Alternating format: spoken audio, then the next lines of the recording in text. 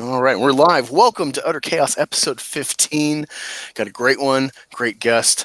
I'm going to introduce my co-host panelists. We got Snowdub Music Entertainment. Hello, hello, hello. How's it There he going, buddy?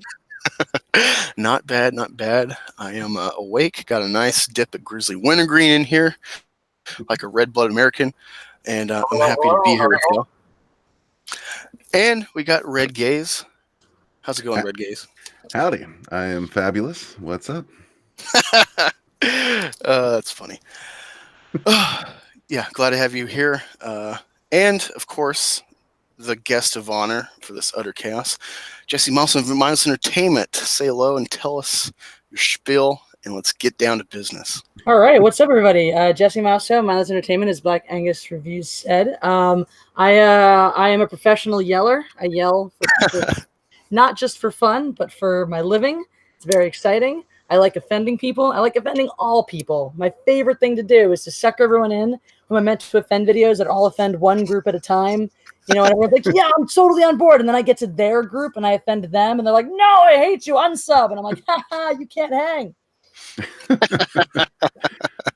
Yeah, I feel like that sometimes with like me and Red Gaze are just talking. It's like, yeah, there's always a wrench I throw in the conversation because you know, just as much as we fight SJWs, you get NPCs on our side that, you know, they just want you to fit our narrative, and our side is about discourse. And so, you know, I lose a few subs. I'm like, well, those are, it's like pain. It's garbage leaving the body, you know? Yep. Exactly. You lose a few subs. I lose subs by the bucketful when I do certain topics. It's great. I love it. Purging the assholes. That's what I call it. Yeah, purge. Yeah, and it's funny. Okay, because I was looking up your channel, catching up on some of your content.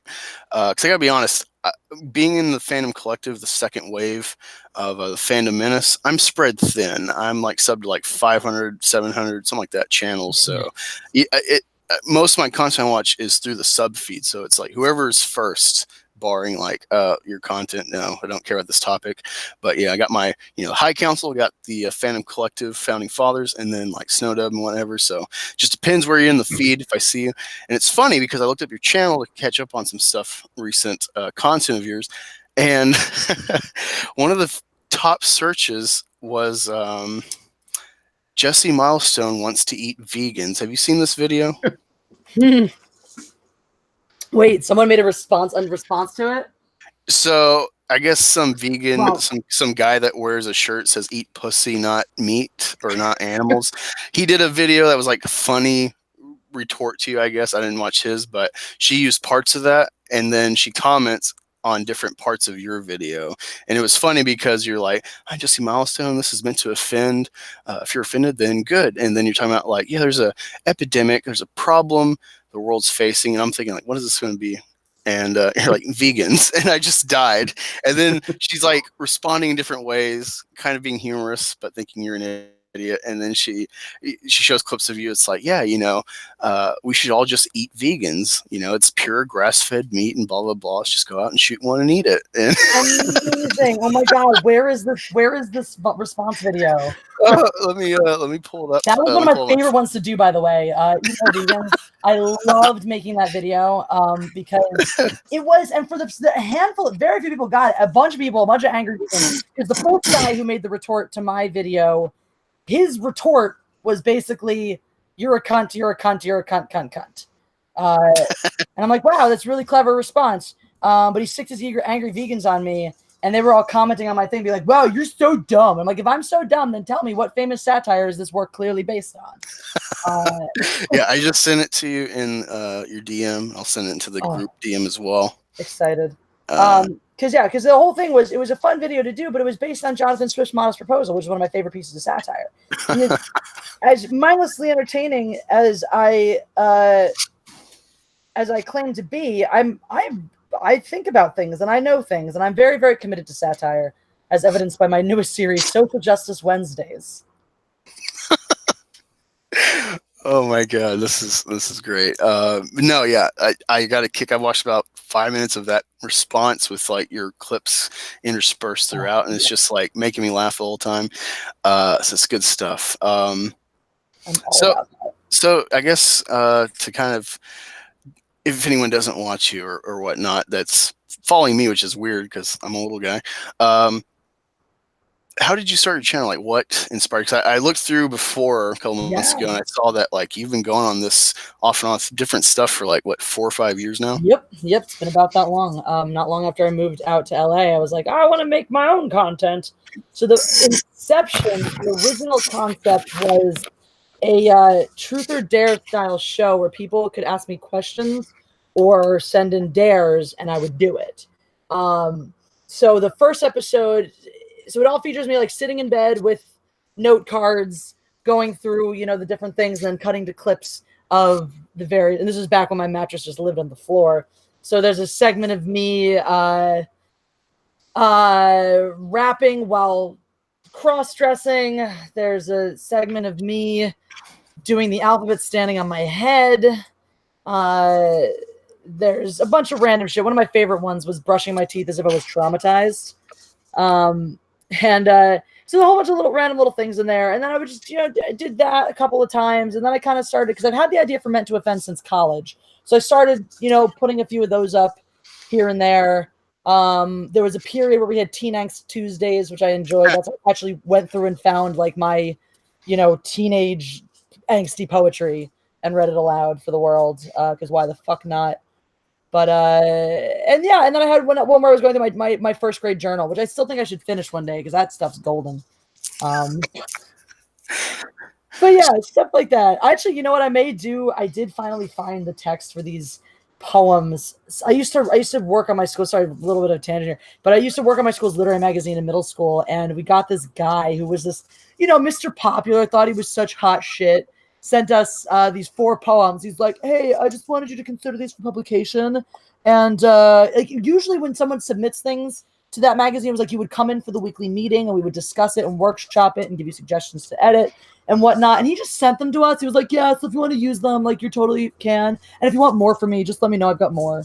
And they were the shittiest poems I have ever read. And I'm like, those things need to see the light of day. So I'm still considering reading those out loud on my channel. So, do you have a degree, and if so, what is it in?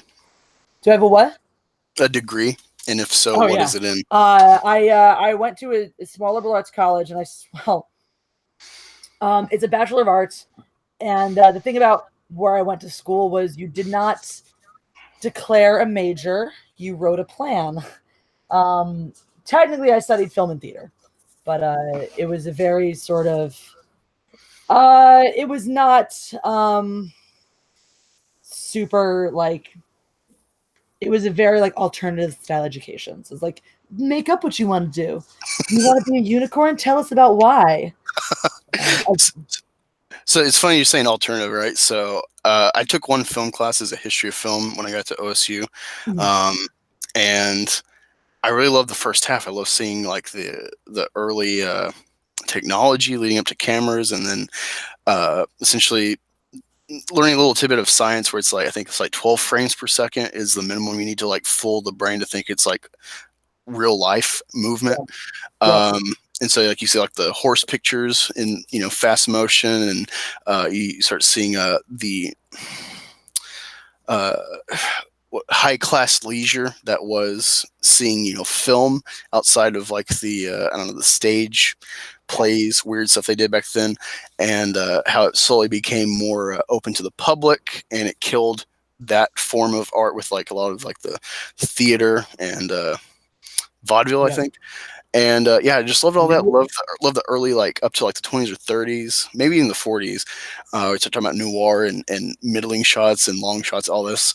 And then you get to like the 50s and 60s, and they start showing some artsy shit like Breathless and I think it's a bicycle thief and shit. I'm just like, oh my god, like especially Breathless. I feel like that type of shit that gets in the Criterion Collection is stuff where it's like pretentious assholes who they suck at the actual art, and so they're like, you just don't get it, man. So they make their own little they make a name for it. And it's like, we're French New Wave, we're the cool kids, and just make up their own shit, and then act like they're the leaders of it. And it's like that works sometimes in music with punk or alternative, etc. But overall, movements like that where you abandon essentially the structure, the objective art, the developing and stuff, that's where you lose me. But have you done anything with besides YouTube? Have you done any like film stuff? Yeah.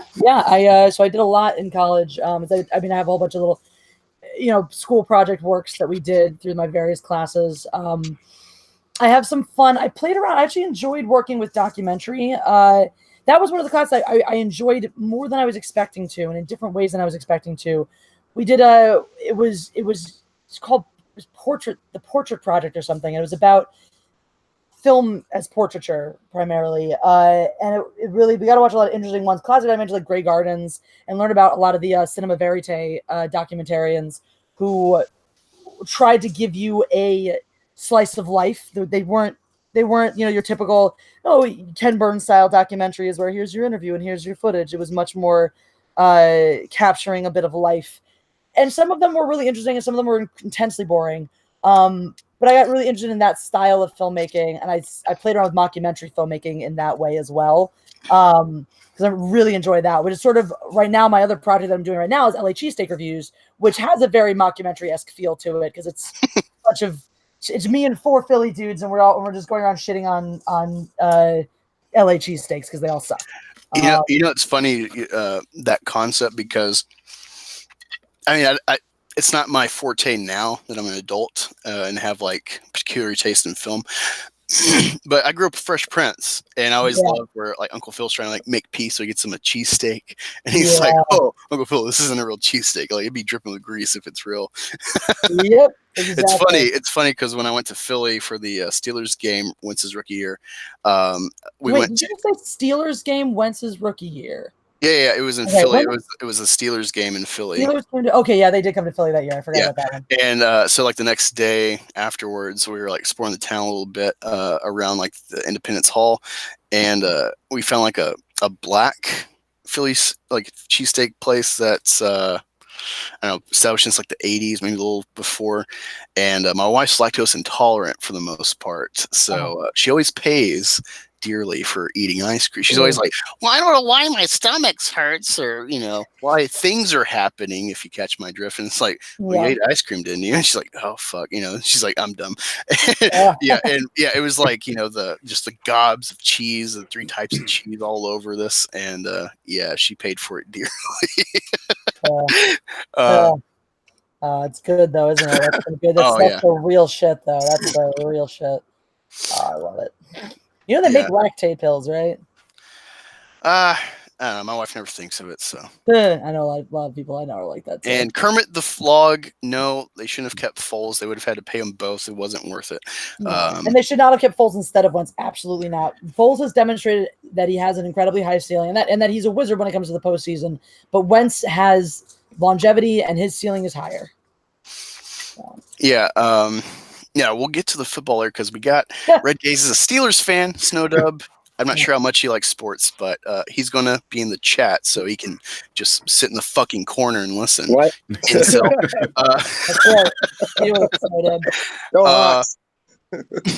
oh, yeah. I'm sorry, dude. I forgot you're a Seahawks fan. I don't hate the Hawks. I hate the bandwagon fans. But, yeah, I rooted for them in the Super Bowl against against the Cowboys? No, not the Cowboys. Oh, yeah, I wanted to beat the Cowboys. In the Super Bowl against the Patriots, but in the playoffs this year against the Cowboys, I was a Seahawks fan for a day. I was like, "Come on!" Awesome. I don't want to chase off the the nerds who can't stand sports ball right away. So first order of business is what I like to call #Falfred. I want to get your thoughts on this. Female Alfred, Jessi Milestone. How do you feel about this? Well, you get a sneak preview because I'm actually dropping my female Alfred video tomorrow. So, my favorite part that no one has considered, right? All the SJWs want to make a female Alfred because inclusivity. Oh, great! So you want the person who's in the kitchen cooking Batman's meals and doing Batman's laundry and changing Batman's sheets and tidying Batman's house to be the woman. Interesting. It's like you didn't think that went through real well, did you? Yeah, that's what I said. I was like, you know what? Let's let them have it because they're going to get Falfred, and then they're like, why is Falfred doing all these chores? And You got what you asked for, man. And then here's my other favorite part too: is you can actually spin this as making a female Alfred is just homophobia because oh my god, we can't have two grown men living in a house together. No, that's just I didn't even think of that. there you go. Red Gaze. Your thoughts on Falfred? Unnecessary. I don't see the point. I can see the point of fighting for a major character, but I mean, I like Alfred. I like him as a man, and I like him as a British man. Oh, I bet you do. Oh, I do. I love it, especially when we have a balding Alfred. That really turns me on. Snow dub. Female Alfred. Yeah, well, I mean, if she's hot, walks around in a really skimpy, some kind of, Well, I'd want it to be a trademark suit, for Falfred, but still, put some pizzazz to it, give it a little style. Show off the dude, curves. you know what? I hope instead of like Maggie Smith or Judi Dench or whoever the actress is that's like the matriarch of the Tyrells from Game of Thrones, I would love if it's just like some classic blonde Playboy bunny of the month bimbo in a maid suit like that. Outfit. Yes. Yes. Sure, why not? I'm down for it. I'm in. But no, it's weird. It's like people. It's not quite the same, but like Chewie, kind of. He's supposedly, I think the backstory is he has like a life debt with Solo, and so like he's just always there with them, and it's sort of like chosen slavery. You can extrapolate that. So I'd be like, we need to recast Chewie as a black person in this slave getup, the setup, and it's like, wait, did you not think that through? Right? Like how was that going to be a good idea? Really quick, Jeff the Iron Wolf, buddy from the Fandom Collective, founding father. He says, "Hi, Jessi." Oh, hello, Jeff. It's good to see him. He's a good dude. He's one of the people who first got me tapped into the Fandom Collective, because he was actually we streamed for the first time last summer. We still have to do another stream, so I got to get him back on my stream one of these days. But we streamed last summer because I did a 10-day live streaming challenge while I was at Summer Nationals, which was the biggest fencing tournament of the year. And he was one of the winners, and he was like, I would like to do a live stream with you. And I was like, all right. And so we'll have to do that again. I am doing another 10-day live streaming challenge starting in a couple of weeks. So there will be opportunities to win things like streaming with me or a t-shirt. So hooray.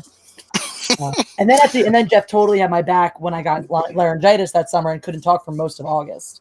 So yeah, no, I saw that. I was going through your content and I saw like, wait, this is a Jeff the Iron Wolf video. Like, that's crazy.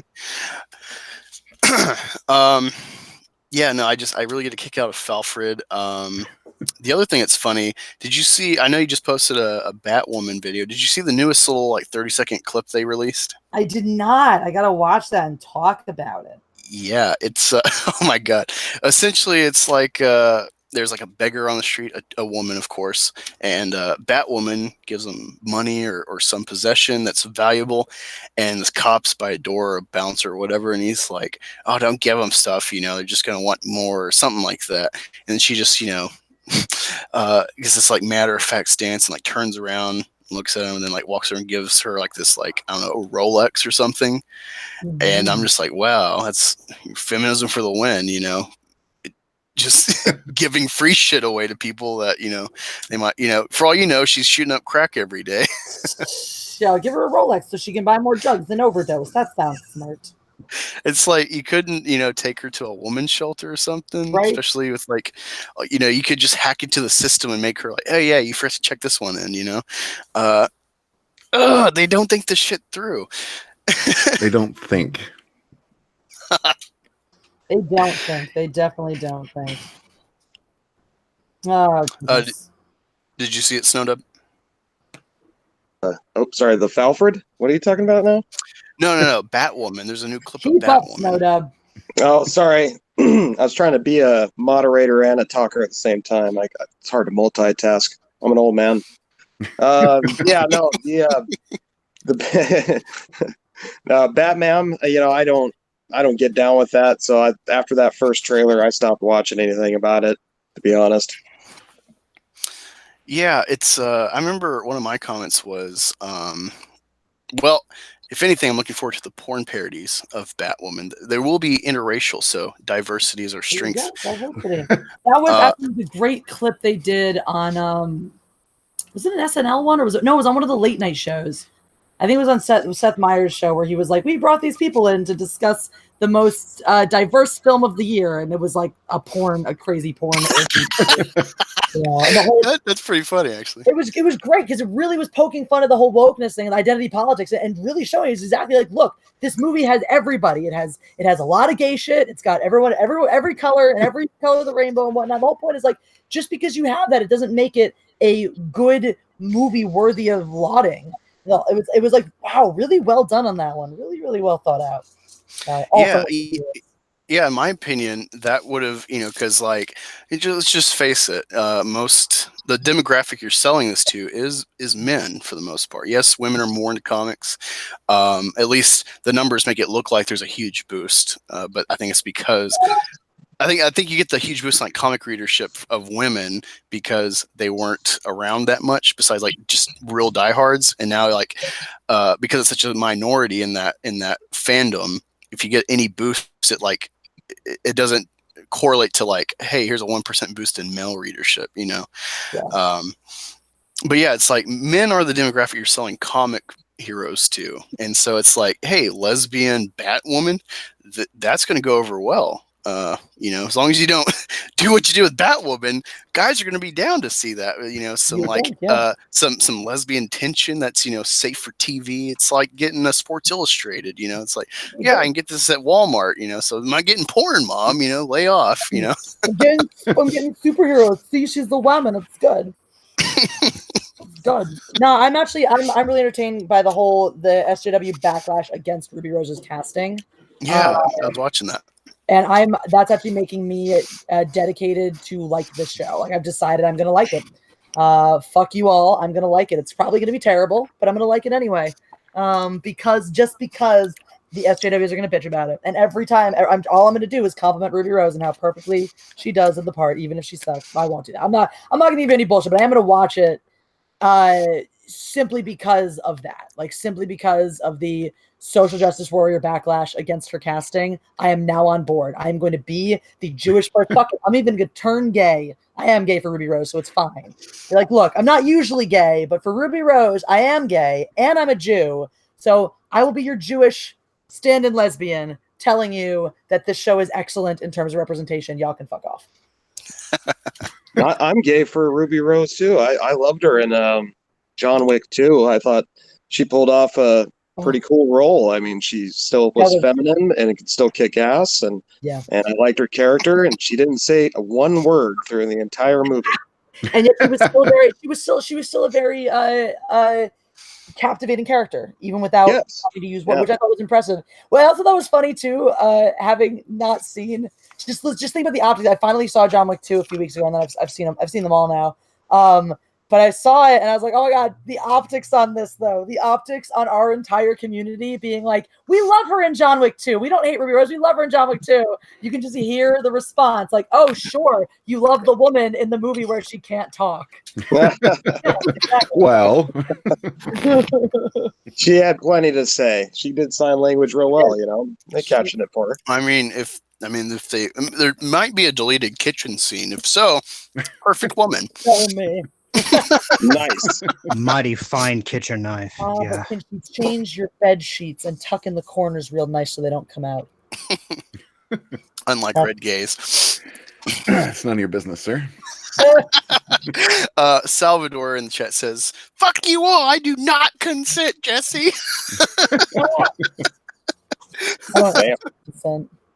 Yeah, we got my buddy Immortal Coil in here as well. Say hi to Jessi, Immortal. What's happening, YouTube? Jessi, I've been listening to you since Jeremy discovered you, so it's a high honor. So how the fuck you doing? What you been up to? I'm doing great. I've been busy as fuck. Happy to be here. I'm glad I was able to fit this in. This week is hectic because I'm leaving on Saturday for Lone Pine, California. I'm going to go hike Mount Whitney next week. So Nice. I might die. You'll be fine. You got a nice pony, you got a nice t-shirt going on, and you should see Polythene Pam. You should. She's so good looking. But she looks like a man. But you should see her in drag. Mm-hmm. Yeah. You should see Polythene Pam. Oh, Jesus Christ. If you don't appreciate the Beatles, I would have slapped you in the face. Amen to that. I hate people are like, yeah, the Beatles are overrated. I'm like, you're overrated. Whatever. For real. Yeah, For real. Out of the Trinity, and British Trinity, it's all about the Who. I'm sorry. All right, look, the Who. I had nothing bad to say about the Who. Well, I mean, clearly my avatar, all my marketing with my imagery, besides the honkler, it's all beef based. It's all AC/DC based. So yeah, AC/DC. I'm the guy that I backtrack what inspired the bands I listen to. So that's how I got into the Melvins from Mastodon. That's how I got into Bo Diddley and the Who and. I think I think I was already exposed to John Lee Hooker, but yeah, AC/DC opened my world to like the older generation of rock that was kind of already there because I got into Hendrix, so it kind of went full circle actually. Yeah. Let me see. Okay, so interesting thing. No one's really talking about this. Now, I've seen John Talks kind of address this a little bit. There's some people that are dissenting because they're like, oh, the SJWs are trying to crap on Alita, and I fucking hate Alita, so I don't care. But Dark Phoenix, I know it's got bad reviews. It's going to be a bomb, apparently. I got a video coming in like 2 days easily, and I'm gonna clause out for that, man. Yeah. I didn't mind Dark Phoenix. I've never read. Well, I've read like 2 issues of the series, and it's just like I felt like I need to read what came before this to actually understand most of the characters in this story. So I want to do my due diligence. There we go. And so yeah, not knowing the comics, liking The Last Stand, and knowing the complaints that people have of The Last Stand, I'm like, I feel that this fixed a lot of the stuff you complained about with that one. It actually made her the focus of the whole story, and not just like, oh, she kind of becomes this for some reason. And I thought, Sophie Turner did all right. I think if she had a little more acting experience, like I hate this word, but diverse acting experience, and maybe another 5-10 years on her, that she could really capture the role properly. But I thought she did fine. I thought the train sequence was fine. It was hampered with reshoots. And regardless if you like her or not, she has a progression. She has a character that starts in a middling spot, part of a team. She gets possessed, and then she goes in the Stark period, kills Mystique. Spoiler, sorry, none of y'all are going to see it at this point. And then she rises. She rises to some degree, and there's a resolution. As opposed to Captain Marvel, she, I guess, got bumped on the noggin and is living with aliens, and there's no real progression for her character. That movie gets an 80% because of feminism. This one, an actual character that goes through stuff and overcomes it somehow, with friends' help, I might say as well, gets crapped on. It just doesn't make sense to me. Yeah. Did you hear EVS's theory on that, Angus?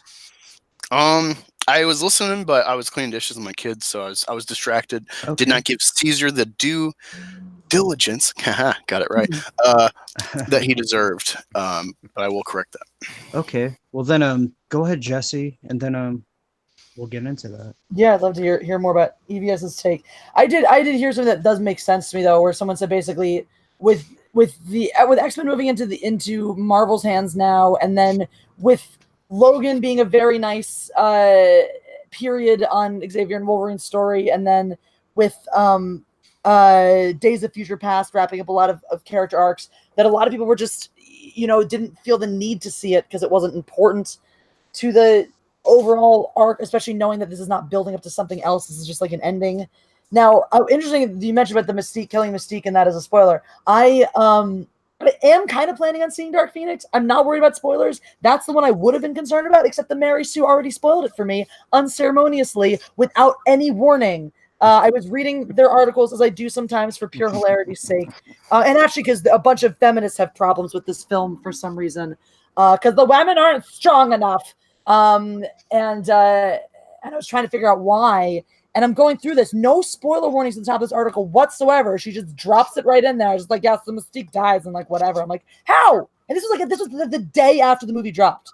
This was probably, you know, on Friday when it was technically being released, you know, that night. You know, it'd come out really on Thursday for other people. And I'm like, how do you not? Like, it's the day the fucking movie is out. How do you not put a spoiler warning in it? Like, seriously.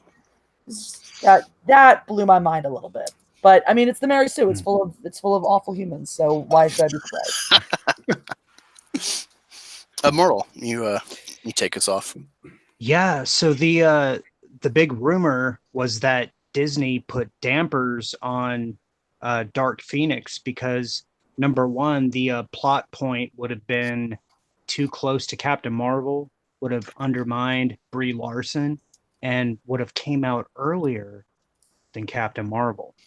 So instead of Captain Marvel being this gigantic bastion of femininity, female empowerment, Jean Grey, who is a much more relatable character, would have been. And then it would have been like, well, who the fuck is this? You know, this character who is like revered in a comic lore, aside from this other character who's been rebooted 11 times. You know? Yeah. And this, so go and look at EVS's channel. He did a very good video on this like yesterday. Interesting. That makes sense actually. That I could easily see that being the case. Yeah, and that is something I would totally put my tinfoil hat on for Jessi. I tell you what. Yeah. Yeah, to add to that really quick. So the thing with Alita in regards to this was because of Cameron's pull, of course, with Titanic and Avatar, money-wise, regardless of what you think of those films. I love Avatar. They pushed this. It's supposed to be the second X-Men film to release during Valentine's Day, which I don't think that was like the appropriate season. It's not like a lovey story. I would put this out in like November probably, where it's like, you're waiting for, I don't know, the Christmas hits or something before like the new year. I think that would have been the perfect season. But, you know, got the Fox merger. But yeah, it got stalled because of Alita and reshoots. And then, of course, Disney apparently was involved somehow. There was reported like executives or whatever on the ground during X-Men's reshoots or production. To some degree. So yeah, it seems very much sabotage. And to add to it, you got Victoria Alonso, who's been in Marvel since at least Iron Man 3, if not before, popping out of nowhere as far as the public eye, anyone actually knowing who the hell she is.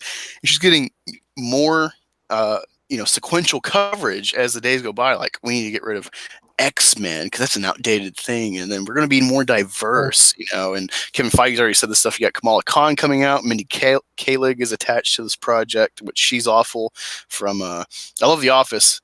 She works in that show because she sucks in that show, and I love that she sucks.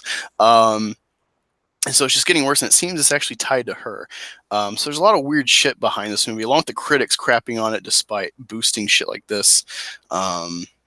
Yeah, that's just giving more context. Snowdo, Bread Gaze, have at it. I haven't seen this latest one yet. Probably won't until it comes out on Blu-ray or whatever.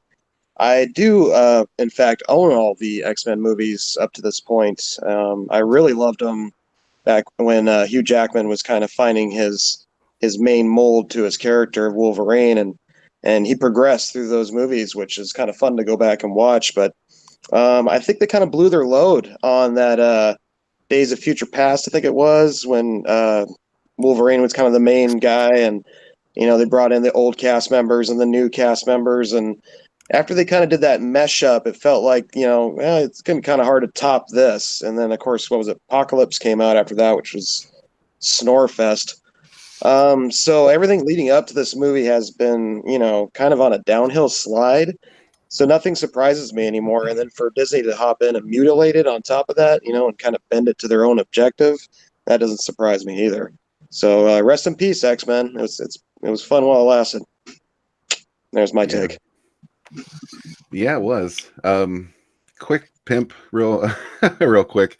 I have videos on just about everything we were just talking about. Victoria Alonso is a virus, and she's being exposed to the public now, which is probably a good thing, because now we have someone to look at and say, oh, there's the devil on Kevin Feige's shoulder.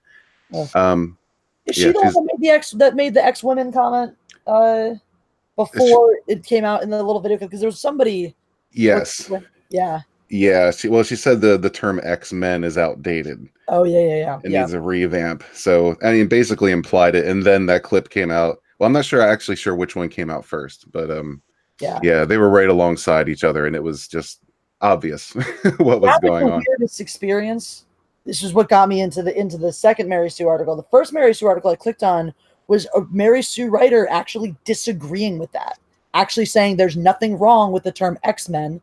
It's not exclusionary because the X-Men have always included powerful women, and therefore get over it. Basically, and I was like, oh my god, who is this writer? She shouldn't be working here. Right, I saw that one. It's really weird coming from the Mary Sue. Every once in a while, you get a gem like that, and you're just like, wow. There was a spark of reason there for a second, and then you go to the next article, and you're like, never mind. Nope, full on stupid. Yeah, because the next article spoiled the Mystique thing for me. Okay, so you were saying, Red Gaze, that there was a spark to light the fire. Yeah, I don't know the rest of the quote. I was just alluding to the fucking Last Jedi. There was a spark to light the Mary Sue on fire. Let's go with that. I hate you. I don't think I could tell you a single line from the Last Jedi, except for that was the one that had the kill the past line in it. Yeah. It's kill it, and that's literally, I don't even remember the beginning of it. It's something the past, kill it if you have to. That's literally the only line I can tell you from that entire movie. So you got "Go Away" from Luke Skywalker. That's a great iconic line for his character. That's the great one. Solid. Wait, no. Of course, Rose Tico's moment. It's not about killing the things we hate. It's about saving the things we love. He passed out for no reason after a very purposeful kiss.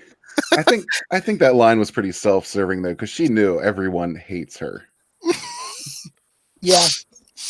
Poor EVS. How sad is it? Internally, how soul crushing is it that you find someone that your heart is made for in an awful production with an awful character. Well, they fixed it. It looks like from the behind the scenes stuff I saw at Celebration, they at least fix her hairstyle in the next one. Oh, thank God. General Rose Tico. General Tico. And don't you kind of want to give Ron Howard like a sorry, bro, like a hug? No, I want to punch him in the face. Do you? Because how hard and why? Well, first of all, because he took what and this is something that I've thought about a lot since seeing Into the Spider-Verse and then reflecting on Lord and Miller's body of work, and then reading things like them discussing the way they handled humor. They took a moment out, they took a line out that was one of the funniest lines in that entire film because it undercut the humor of the rest of the piece. And understanding that level of sort of genius in their approach, and it's not entirely his fault. He was brought in to change what they had done because the execs didn't like it. Well, I thought it was like a janitorial job. Am I wrong? Maybe, but he also, I think it's probably more like that than anything else. He was brought in to like iron over all of the comedic genius that Lord and Miller brought to the table. So it's sort of like, all right. So I don't want to punch him that hard for that because it's not entirely his fault. What I do. So he's patting the sand over Lord and Miller. Yeah, like we're never going to see them again. I don't like sand. He did recently. It's coarse and rough and irritating. Of course. But he did come out recently and said that he blamed the trolls for Solo's failure. And it's like, bro, just acknowledge the fact that Wake Up and Smell the Coffee made a shitty movie. Just own it. Yeah, it's funny with Ron Howard. I know he did Apollo 11, Apollo 13. But I happened to watch Jim Carrey's Grinch Stole Christmas, and I paid attention to the opening credits. I'm like, holy fuck, Ron Howard directed this? This is a genius fucking movie. I love it. Yeah. Perfect use of Jim Carrey humor with adapted work. I love that, and I'm just surprised that fucking Richie Cunningham could make something so awesome. That's the only thing I think of when I think of Richie Cunningham. And you just want to punch in the face.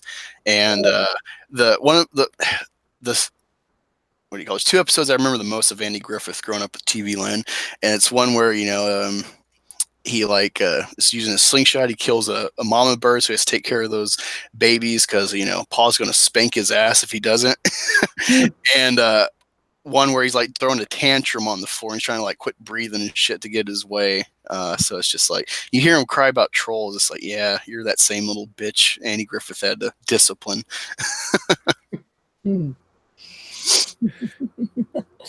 Yeah. But going back to Rose Tico really quick, it's funny that came up actually because of course we'll get to the episode 9 stuff. 2 articles, one the possible spoilers for the whole plot and then editing, but I did a video about Rose Tico recently. I never thought I would. It was a troll video, ironically enough. I took those tweets at Tim Rose, all those SJW tweets that Data Racer compiled, and I was going to edit just single words with little boxes on my thumbnail maker, but that was very tedious, so I ended up just putting solid white box over it and retyping the whole dialogue so it didn't have like no one would pick it out right away that like, wait, this doesn't line up, and so I regendered it. Instead of he, it was her, her, etc. And instead of Tim Rose or Akbar's Tico or Killer Tran. And yeah, it was a funny troll. Unfortunately, SJWs didn't get wind of it. Yeah, I was wondering what you think of that. Did you follow the Tim Rose stuff very closely? The disdain from the soy boys. They're like, you're just a fucking meme, bro. Now I'm never gonna watch anything interviewing Tim Rose. All that stuff. I did not catch any of that, unfortunately. But that's actually what you're saying touches on something. One of my biggest complaints about my channel is that not enough social justice warriors watch my content. If they did, far more of them would kill themselves, and then we'd have fewer of them. It would be great. I'm trying to get monetized here. What are you doing? I mean, suicide is terrible. If you have harmful thoughts, you should get help. All people deserve life. Don't specify the type of help, though. Except you get help with a hammer. Jesse's spewing this, like world peace message, but then she's like, Austin Powers dead. It's like, I hate everyone who's intolerant of other people's culture and the bloody Dutch. Well, there's that Dr. Ruth type of help, and there's that Dr. Kevorkian type of help. Right. You can't, who am I to decide? Exactly. I'm not George Bush. I'm not the decider. There's a blue bigot in my panel. That's right. What are you doing, bigots? Well, so I wanted to ask you, Jesse. Where's she at? Is Jesse here? Yes. Jesse, I got a bone to pick with you. All right. Okay, I made 2 rap videos. The Fandom Menace Freestyle. The last one, Jeremy even retweeted. He loved it. It's called Car Video. But I tagged you to both of them, and you never watched them. I'm so sorry. I'm really bad at Twitter. I really am. I used to be really good at checking all of my mentions and notifications and stuff like that. I used to be real good at it. And then I turned into using Twitter the way I've always used Facebook, even back before I had a YouTube channel. I've always used Facebook like a famous person. I've always been like, I'm going to come and post my life. Fuck you all. And it's not because I'm too good for everybody. It's because I'm actually completely technologically inept and not very social media savvy. So me neither. Yay. Yeah. I shouted you out in both the videos. So if you ever get a chance, check out my channel, Fandom Menace Freestyle, first 1 and 2. All right. I will definitely do that. Yeah, and speaking of that, you apparently never saw my video regarding I tagged you in, Jesse. Oh. Which one? I'm sorry. I bet you've never seen any of my videos. What about my video? No. I'm just using this opportunity to springboard off of Jolly and offer you a cool series that is still in the works to finish 2 episodes. So when I don't know if you heard about, Jeremy gave me and then the Fan Collective a shout out. So it was like a huge moment in my channel. It's like, man, this is, I'm getting some subs. People are noticing me a little more. And it was a hit.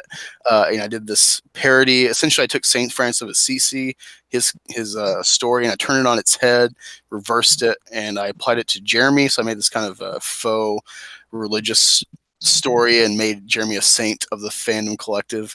But there's this video I did that I tagged you in after I made that St. Germain's video, I was like, what am I going to do? So I thought of Cecil. I was like, oh, he's like Jar Jar. He's the key to the Fandom menace. He's everywhere. You know, this is when he first really started getting in the High Council and EVS to be like, get him the fuck out of here. And he didn't know if it was like a joke or if he like really hated him. And so knowing Cecil's report at the time as just a stream whore that got in everyone's channel somehow, I thought, oh, I can make him Jar Jar. But I'm like, And then I thought, wait, he can be Peter Baelish. And then it became I can cast this person and this person in Game of Thrones. So then over the last couple of months, I finally like sectioned everyone out how I wanted to cast them in each video. So you're in the Geeks and Gamers video. That was my most difficult video. I did hear about you doing this. I might have seen the post or something. And I did hear about this happening. Who did I end up being? I think someone told me, but I forget. You are Daenerys. That's upsetting. I love Daenerys. Even maybe that's why I didn't watch it, because someone was like, "You're Daenerys." I'm like, "Well, fuck that shit." Well, you should see who Jeremy gets, and you should see who EVS gets. I think that's probably the biggest surprise who EVS gets, because and I spun it in a very Comic Skate War Campaign kind of way too. So that was fun. I even put Richard Meyer in there just because I think he really worked, even though he's not quite Fandom Menace per se. There's a lot of overlap, but it wasn't too much Comic Skate people. It's very much, I try to do big and small. So it's like, hey, you know, maybe the big channels will see their casting and see their fellows who aren't big yet, and then check them out, you know? Yeah. Yeah, it was a big community thing. I still got 2 videos to make. Like once episode, I think 4 or 5 came out, I was just like,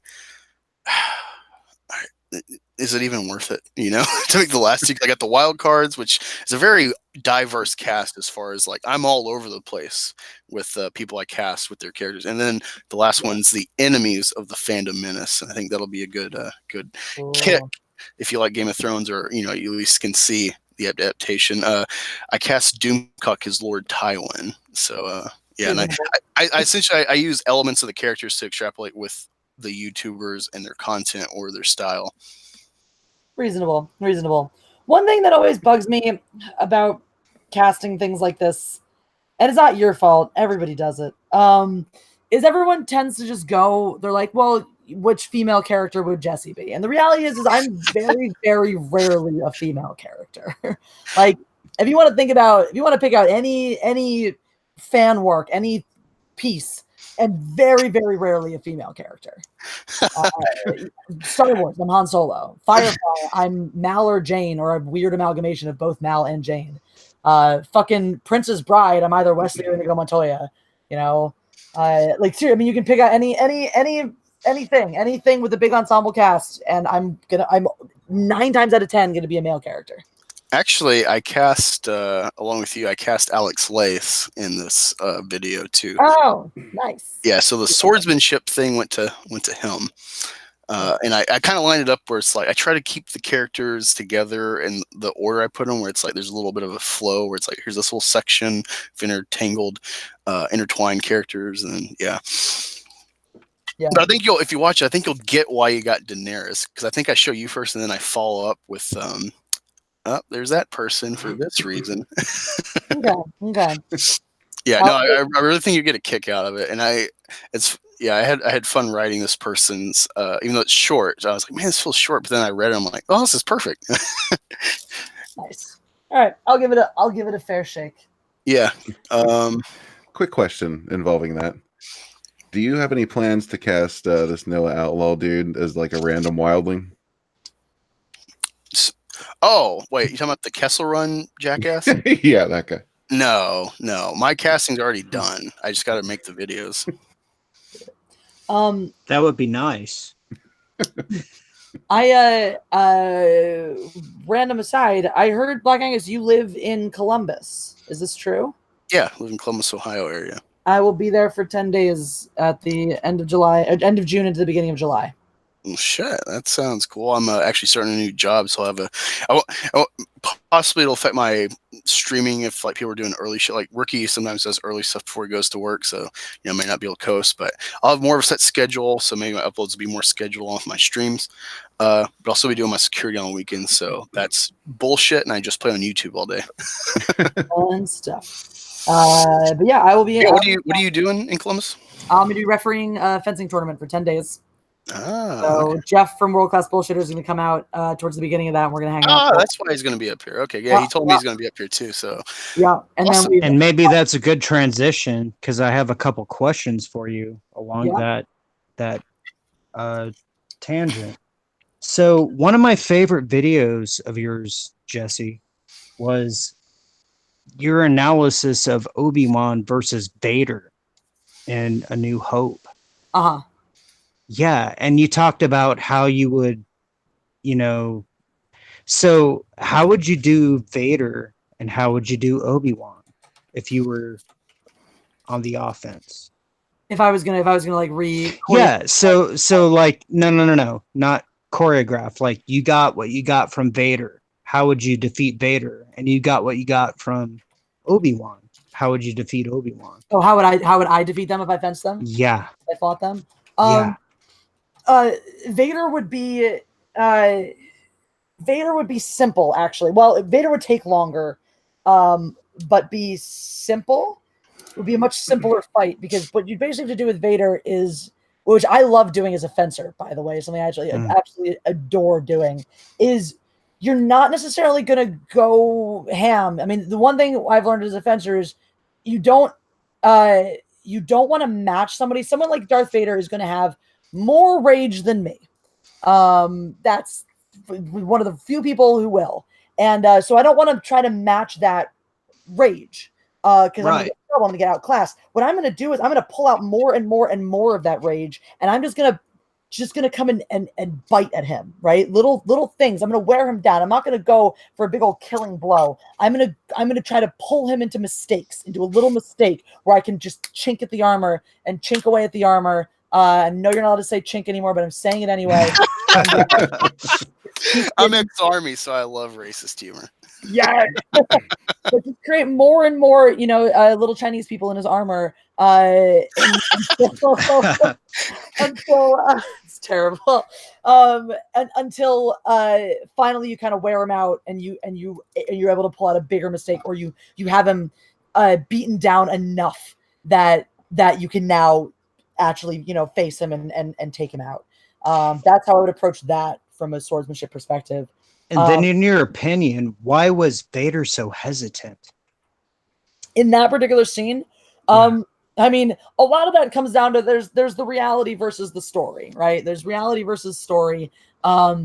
In terms of story, in terms of reality, David Prowse just was not a particularly talented sword fighter, which is why Vader got infinitely better in Empire and Jedi, because Bob Anderson, the choreographer, stood in for him.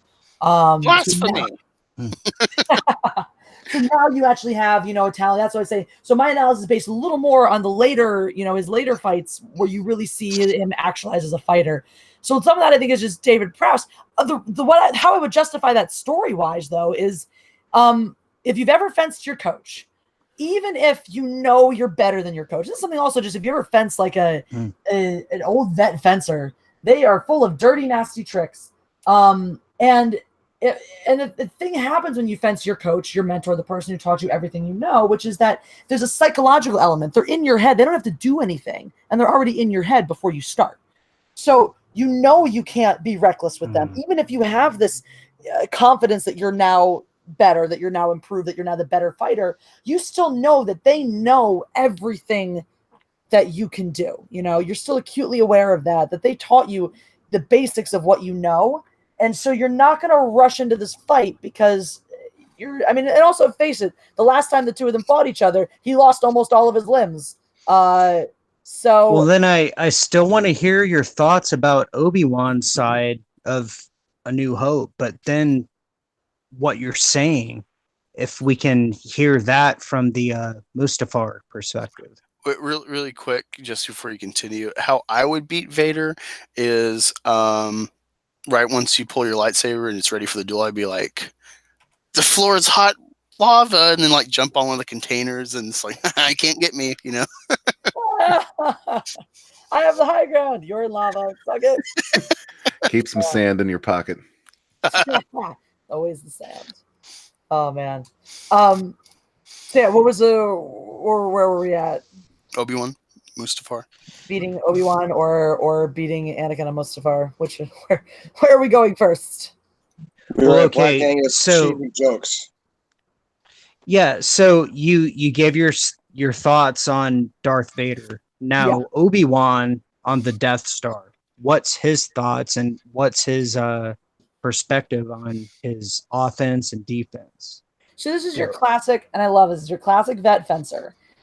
I'm not gonna do anything crazy, and I think he really does. I think Obi-Wan walks into that fight knowing that he's going to die, and I think he's just wants to be there long enough to make sure that everyone else escapes. You know, he's come as a diversion. He's come to become one with the Force, and he's come to confront Darth Vader and maybe drop his last little bits of mentory nuggets of wisdom. So he's just kind of doing classic vet fencer thing where it's basically like, I don't have to attack you. I don't have to expend a whole bunch of energy. I know the distance I need to be at, and I know the parries I need to use just to hold you off, just to stop you and demonstrate to you that you're not as great as you think you are. You're not the hot shit you think you are. I'm still in control of this. So I think a big thing for him, you know, is to for as much of the fight as possible to just be in control, you know, and he gets shoved around a little bit, but for the most part, he does. He's like, look, I can maintain my ground. I can maintain my distance. I can, you know, beat your blade. No problem. I can parry every attack that you make. It's not an issue. So Okay. And then my final question before I let everybody else unleash the high ground. What is your analysis as a sword fighter about the high ground? I mean, honestly, if I don't fight on terrain that much, I used to do a lot of stage combat. I used to be part of a club that did some boffing, if you're familiar with that, in college. And Yeah. it does makes a huge difference, because now, like, I still wouldn't jump from the high ground onto somebody on the lower ground. That's still an incredibly risky move. But the reality is when you have an advantageous position like that, it's almost impossible for the other person to make a successful attack without you being able to stop them and or kill them first. Like, great, they could swing at your ankles. They could come up and swing at your ankles, but you can just jump your feet back, lean your body over, and stab them in the neck when they do it. You know, it's just, you know, if the levels are that close. And again, if you're going to come up there, you have to climb up. Great, I can chop your hands off while you climb. If you jump up, there's going to be a part where you're in midair where you're not as in control of your body. You're going to have exposed target. You know, you can only parry so many lines at once. Great, if you're parrying your high line, if you're trying to protect your high line, it can cut off your legs. If you're trying to protect your low line, it can cut off your head. So it really, when you have a position of advantage like that, and the high ground does make sense in that context, like, there's no good approach for the other person that's not going to involve great risk to them. Let me address the chat really quick. Where did that go? You underestimate my powers. Voodoo Magic 101 says, I bought new pants and I'm going to wear them all day long. Oh my God. New pants again. Wednesday. I guess that's a joke with you. Voodoo Magic 101 was on my chat yesterday, and we need Corey Annis in here because there was I guess Voodoo Magic has come around to pants then, if he's wearing pants now. Because last night it was great debate as to whether one should wear pants or not wear pants. And Corey Annis was firmly in the pants camp. And I thought Voodoo Magic was the one who was firmly in the no pants camp. And so we had it. The chat voted. The chat voted very, very convincingly that no pants is the way to go whenever possible. And apparently Voodoo Magic has come around and wants to wear pants now. Let's see. Author Stephen Walton says, I would come at Vader with the flamethrower. You can't tell me that brother doesn't have some hound level PTSD. So, really quick, have you had him on your show yet, Stephen Walton? I have not. No, I have not. I'm working on my chapter for his book, though. Okay, yeah, I got a chapter. Essentially, I'm just taking an old video I did and taking that script and just kind of fixing it, fine-tuning it a little bit. But yeah, I'm excited to see where this goes. Yeah. I've been rewriting mine constantly because he asked me to talk about specifically what it's like being Jewish in this group, being a person who gets accused of being a Nazi by social justice warriors, and what that feels like, and that of course gets into other things like the way that Jews are being marginalized by the very people who are supposed to protect the minority groups, but they're no longer considering us a protected minority. And then what you have on the other side of things is you do have rampant anti-Semitism still all over the internet. You go to any place on the internet and you scroll in the comments far enough, you'll find some Jew-hating comments. And so that hasn't gone away. We just lost some more of the protection for it, and it becomes this really interesting double-edged sword, which is something I relate to on the level of just what I do my videos about and where I stand personally, politically, and a lot of my viewpoints is I take it from both sides. I'm under fire. I take it from both ends, if you will. Yeah, it's funny you said it because one of my early live streams I did, or I don't know if it was a live stream, I might just captured it and uploaded, but I came across this like Confederate Klan music song or album, and almost every title had the N-word in it, and I was just reading off, and I was going through the comments, just getting a kick out of it, and someone says like "oy vey," and then they're like, "Oh crap, they're here!" Oh my god! Oh my god! Oh, I died. I can appreciate the humor. That is funny. As awful as all that shit is, that's funny. Well, and it's crazy how so many people are willing to put their own prejudices on the people who are talking to them instead of just listening to them. Yeah. Like Jessi, I've heard you scream. I've heard you been gentle, but like I've never heard you been disingenuous. So thanks for fucking coming on and being who you are. Thank you. Yeah. People always say that, they're like, and I get that a lot. It's, people always like, oh my God, it's great. Like, just keep being you. Keep being you. And I'm like, I don't know how to be anybody else. No one ever taught me how to be someone I'm not. So you shouldn't have to be. Nope. And that's it. Yeah. It's always something I felt very strongly about. That's been me since I could regale you with stories of youthful Jessi getting into trouble at school. Offline. But that's always been that way though. It's always been, and a lot of the reason I would get in trouble is because I was anti-authoritarian. I was anti-authority as well. That's actually when I still remember one year. It was a really cool year in school where it was a special program that you got to be picked to do by lottery, and instead of getting grades, you got a quarterly. Clearly, I'm very into alternative education. But instead of grades, you got a quarterly report from your teachers. And one of my teachers, it started out one quarter with, Jessi is very headstrong and can come across as disrespectful to authority at times. And I was like, oh, what high praise. I love it. Wyatt Holiday says, the Younglings video is my current favorite, I guess, regarding you. Voodoo Magic says, what's up, my ginges? I'm assuming that's a double entendre. Apparently you hate gingers. I don't hate gingers. I love gingers. In fact, some of my favorite people are gingers. Carson Wentz is a ginger. Ginger Jesus, in fact. My best friend, Madam Kelly, is a ginger. And Gene is a ginger. Who is? Gene. Yeah, Gene's a ginger. Dark Phoenix. Dark Phoenix. I don't hate gingers. I got ginger friends. Exactly. There's so many ginger friends. Gingivitis. It's fine. Yeah, so speaking of anti-authoritarian, Kermit the Log says, I was a terrible tadpole. Oh, I believe it. Have you seen Kermit the Log's channel?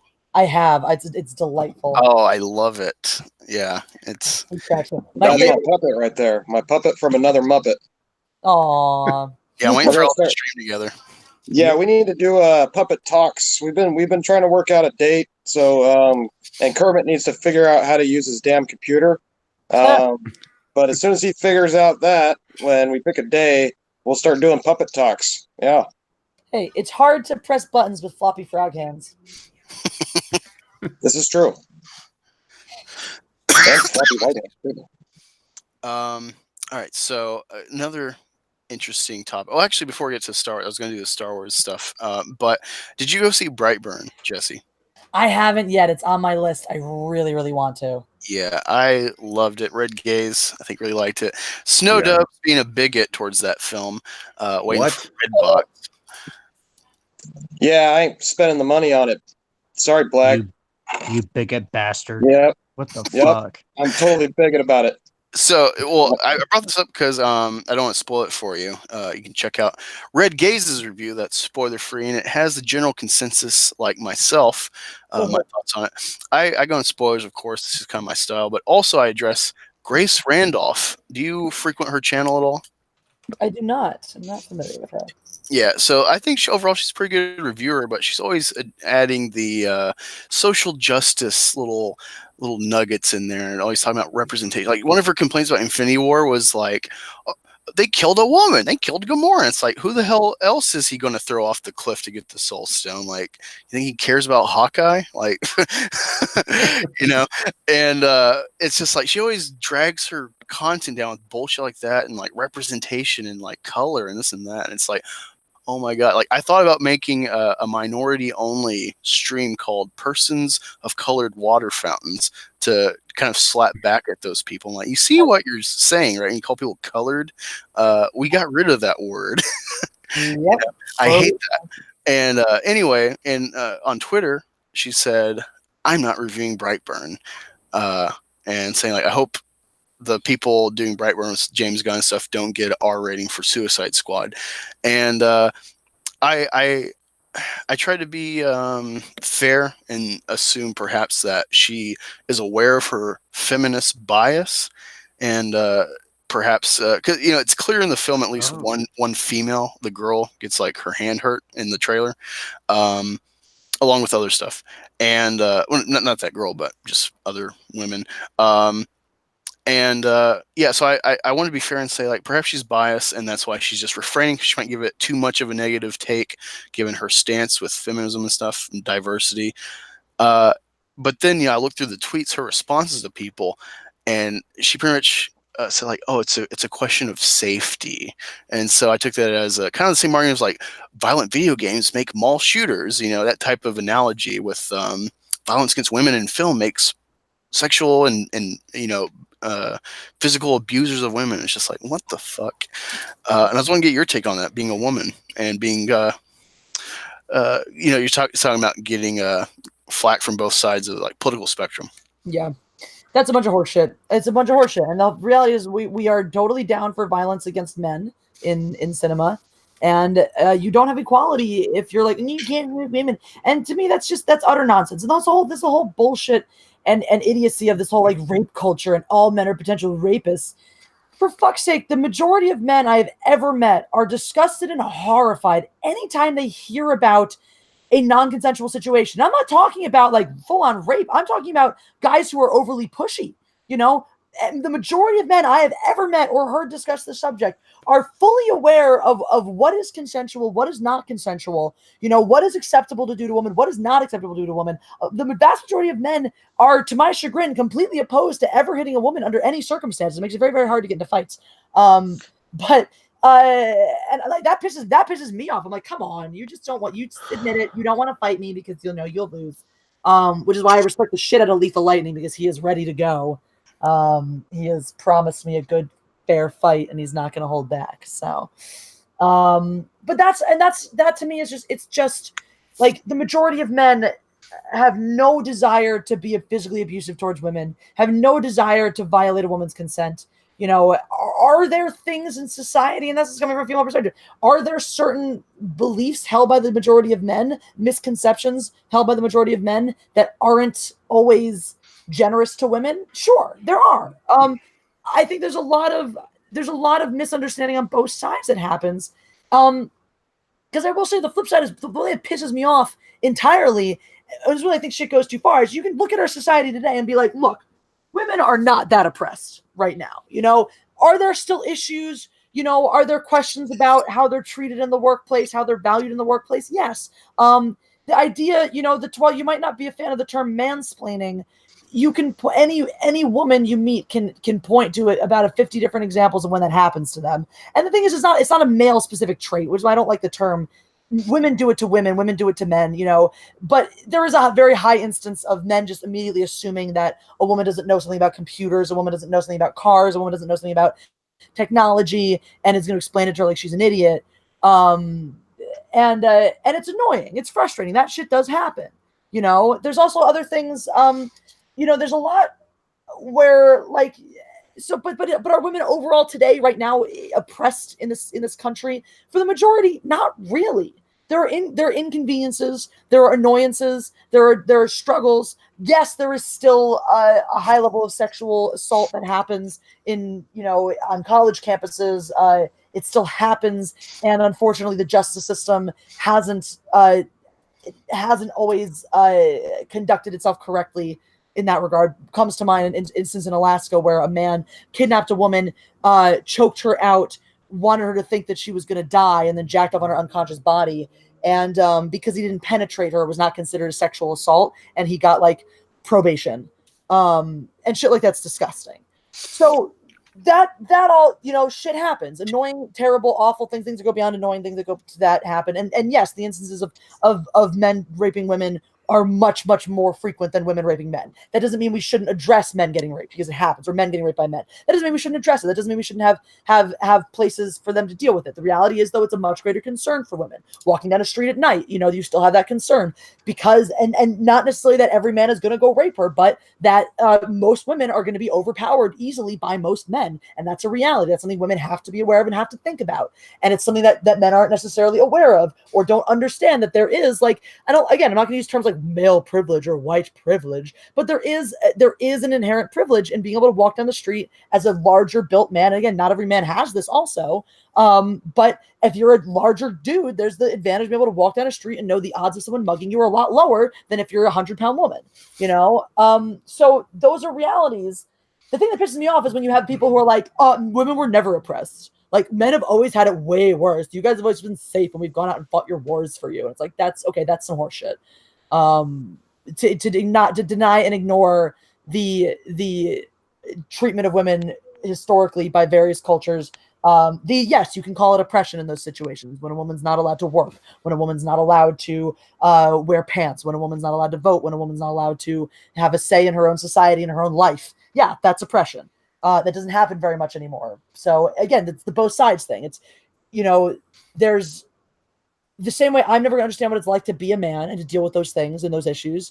Men don't understand what it's like to be a woman. And what we have sometimes with these conversations nowadays is men, and male feminists are the worst one of all, acting like they fucking get what it means. The thing I want to, more than anything else, the second a man tells me how I'm supposed to feel, I want to strangle him. I want to strangle him to death. I was in a bar the other day, and a guy's telling me about how, he gets why women are so upset about catcalling. I'm like, really? Because I don't. So why don't you explain it to me? Because the vast majority of catcalling that women experience, even when it's constant, is relatively complimentary and not that invasive. It's funny you say that, because I can't remember. It might have been Nurkish. Regardless to what people in Comicsgate feel about him, I still find his content funny on YouTube.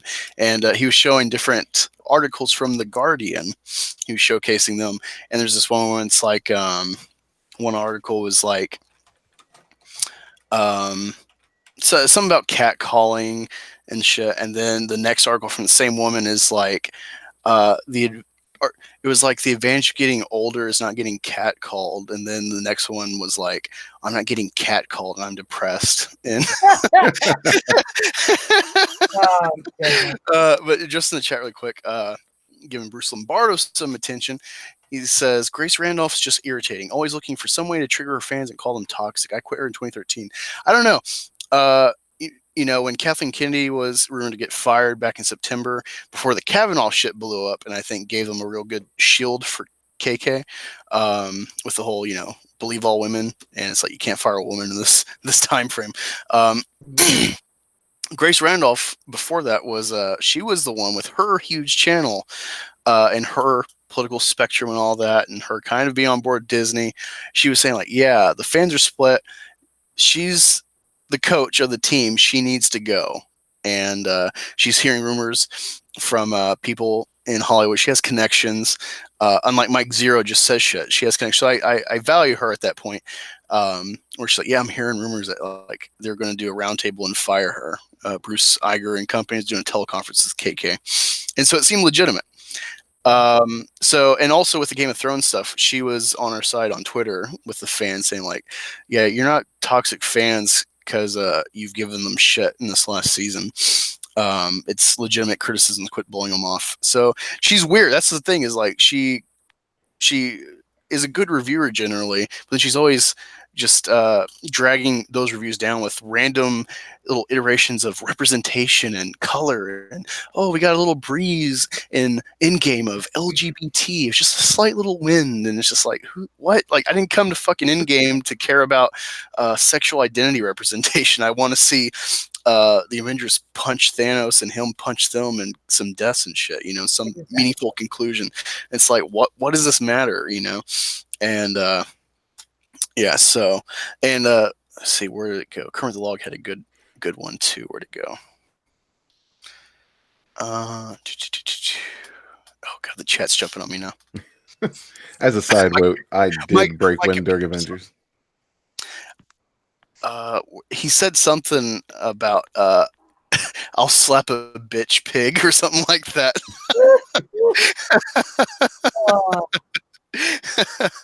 Nice. Well, and I'd like to address the issue of Miss Andre. Okay, we've had so much talk about anti-feminism that Miss Andre has been largely ignored in the public narrative because it's been publicly topic to diss men. So, well, that's another thing, because I feel like, and maybe it was just where I was at the time, because when, you know, this idea of misandry started, when I started hearing more and more about that, it was when I was in college, and it was a very liberal college, and so you had that coming up, and you didn't have the anti-feminist narrative so much. It was starting to be the way where people didn't want to call themselves feminists because it was starting to get a different connotation. But what I like, a lot of the anti-feminism has been a direct reaction to misandry. For real. And again, like, it's been like a directly political reaction. So, because it's become this idea that it's somehow acceptable to hate men. And I thought that this was something, that was the thing when I first, like I said, I went to a very liberal college, and the social justice warriors were starting out there back when they unironically called themselves social justice warriors. And that was my first gripe with them. It was like, how do you justify, because you had, oh, men, I hate men, you know, and not because in the Michelle Obama. No. Well, this was not even, I mean, this is, I don't blame Michelle for any of that. That's okay. I don't have any I was just making a joke. Yeah. No, I know. But like, I mean, look, every woman at some point has been like, oh my God, men, I hate men. You know, usually when one of them doesn't sleep with us. Wait, even Jessi? Even Jessi. Oh my God. I have definitely at points been like, fuck men. You know, sometimes it's like, and look, there's shit men say sometimes. It makes you want to punch him in the face. Anytime a guy makes a period joke, like, I'm sorry, you tried bleeding from your vagina for 5 fucking days straight, and you tell me how it feels, and then you start making jokes about my mood right about now, or tell me to get over it, or something. Like, that's one of those things. It's like, you're just never gonna know what it's like. It's really not. I mean, like, the bleeding part it's a lot. Like, you sometimes. I'm not going to get into details. No one wants to hear that, but it's a lot, you know? And then you also have cramps that go along with it. You have mood swings that go along with it. You know, you feel like shit, you know, and that's like, it's, you know, 3 to 5 days of every fucking month. And so, you know, the fact that of course it becomes a joke, and of course it becomes a joke for guys because that's the only way they know about it is women bitching about it. So it makes sense that it does. 3 to 5 days. Also, it's usually like 8 for me. It sucks to suck. But like, you know, and of course, you know, guys, and like, I don't begrudge guys making jokes about it, but it's like, when you're in it, when you're dealing with that, it's like, shut the fuck up, asshole. You have no idea what you're, you know. I would equate that to, you know, women being cavalier or joking about kicking a guy in the nuts or hitting a guy in the nuts, you know, where a lot of women will do that really, really, you know, just cavalierly. I've been guilty of doing that too. And the reality is, like, for a guy, that's fucking scary. You know, getting hit in the balls is some painful ass shit. Sorry, Flaming TP says, I'm exempt. I often bleed from my ass. And Kermit the Log says, Dracula digs chicks on their period. He does. And then chocolate for him. And Stephen Walton says, hashtag Angus bleeds. Yeah. Not just women have periods. Wow. I said it first. Did you see that protester, that guy at like the bus stop or whatever, like had like a fake period in his pants with that sign? Or it's like not just women have menstruate or something like that. It's like kind of do. Oh my god. Oh my god. It's funny though, you're talking about being kicked in the balls. I remember watching a science video about how it's essentially an equal and opposite pain reaction, like giving birth. And I was like, yeah. And I think it's actually worse because no dude wants to get kicked in the nuts, but women, after they get over a little while, they're like, yeah, I want another baby. It's like, you realize No, see, what I've actually heard is that because the process is so traumatic, because it's not just the pain when you're going through that. I mean, your body is like somebody's popping in your fucking vagina. That your brain doesn't actually retain the memory of that pain. Because here's the thing, though, even if it's a comparable pain response, getting kicked in the nuts, you get kicked in the nuts and it hurts, and maybe it hurts for a while. Labor can last 18 fucking hours. Yeah, how long was your labor, Snowdub? Are we really talking about man periods? Is that you want to know about my man period? Hang on. I think I got a response to that. Hang on. Well, I was thinking. I was thinking of I don't know how much you follow Comic Skate or any of that discussion with EBS, but he did a video about Chelsea Kane of Man Eaters. Do you know of this comic? I've heard about this. Yeah, so it actually sounds cool. I actually agree with EBS. I think it sounds like a cool modern day idea of like a turn, to a werewolf, where it's women turn to werewolves or werecats when they menstruate. So it's a cool concept, but it's SJW writer, and then people were freaking out because she didn't include trans women in this plot, and it's like, well, they don't have uteruses to then bleed, so kind of out of luck on that, I guess. And then she apologized. She's like, I'm so sorry. It's not your fault. It's mine. I'm going to try harder. And it's like, it's your damn story. Like, what? Wow. The pandering. Don't pander to these people. I didn't fucking sign up for this, Black Angus. I did not sign up for this shit. You did. What, you didn't want to talk? You don't want to have a stream talking about, the shedding of the uterine wall? I gotta go. You're upsetting the panel. My Dobermans are hungry. Jesus Christ. Don't be such a bigot, Snowdub. Don't be so anti-woman. Yeah, we here at Black Angus County, we embrace. It's like the F word for gay people. It's like the N word for black people. Where it's like, hey, let's reclaim these words. Well, we're going to reclaim the word bigot. We're going to make it a good word. That's right, my bigots. And I embraced Sith Kryptonian's mom. Hashtag I banged Sith's mom. Right. I banged it too. Oh, you too? Yeah. So, high five. She has a dick. What? Yeah, she's got a dick. Is that what that was? Yeah. I thought that was a toy. Nope. Man. That's flesh. Finkel is Einhorn. Wow. Einhorn is Finkel. Watching that movie growing up, I always loved Ace Ventura, but I didn't realize I watched like the edited shit on like TBS or whatever. So when I finally got the movie, you see, the dick hemorrhoid joke, and it's like, oh fuck, okay, because like I never got like the trans joke of the movie where it's like, and everyone's like, and so now it makes sense, when you're older, and you're like, oh yeah, I was watching edited shit. Yeah. Yep.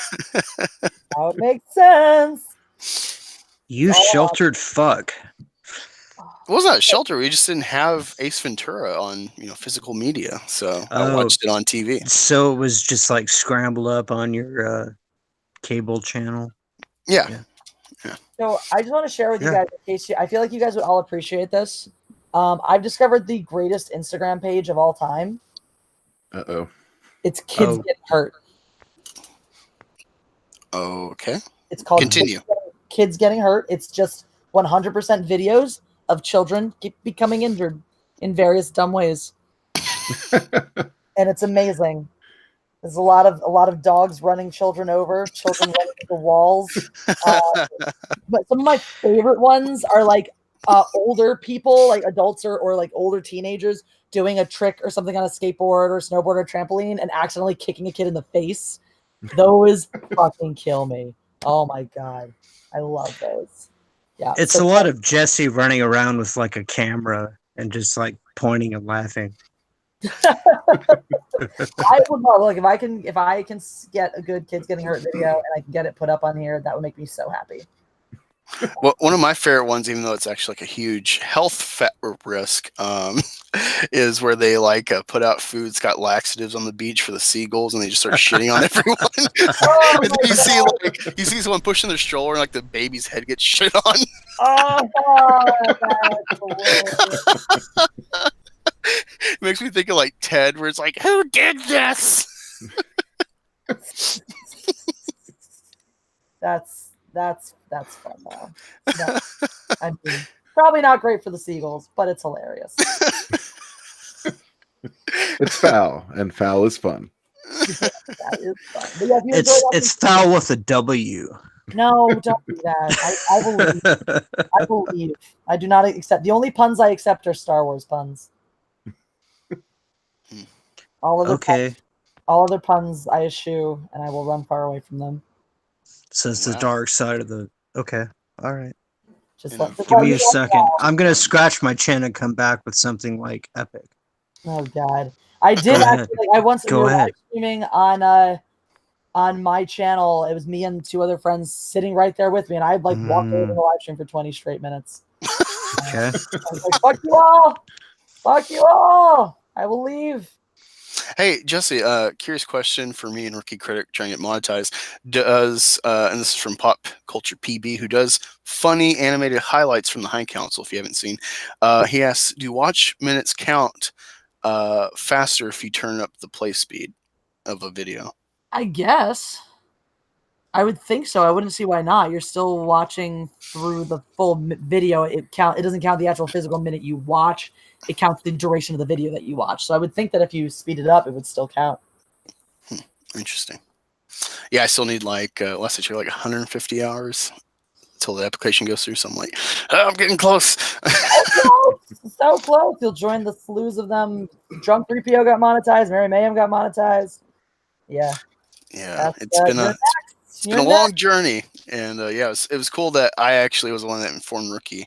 I was like, I'm like, dude, how the fuck do you get all these subs out of nowhere? Because I was looking at like, because I always go through his channel, I'm watching his content off and on, going through old stuff, and then I saw like, well, like that's like even the Nerd Drog video, like, it's not gone up any. He's like, where did this come from?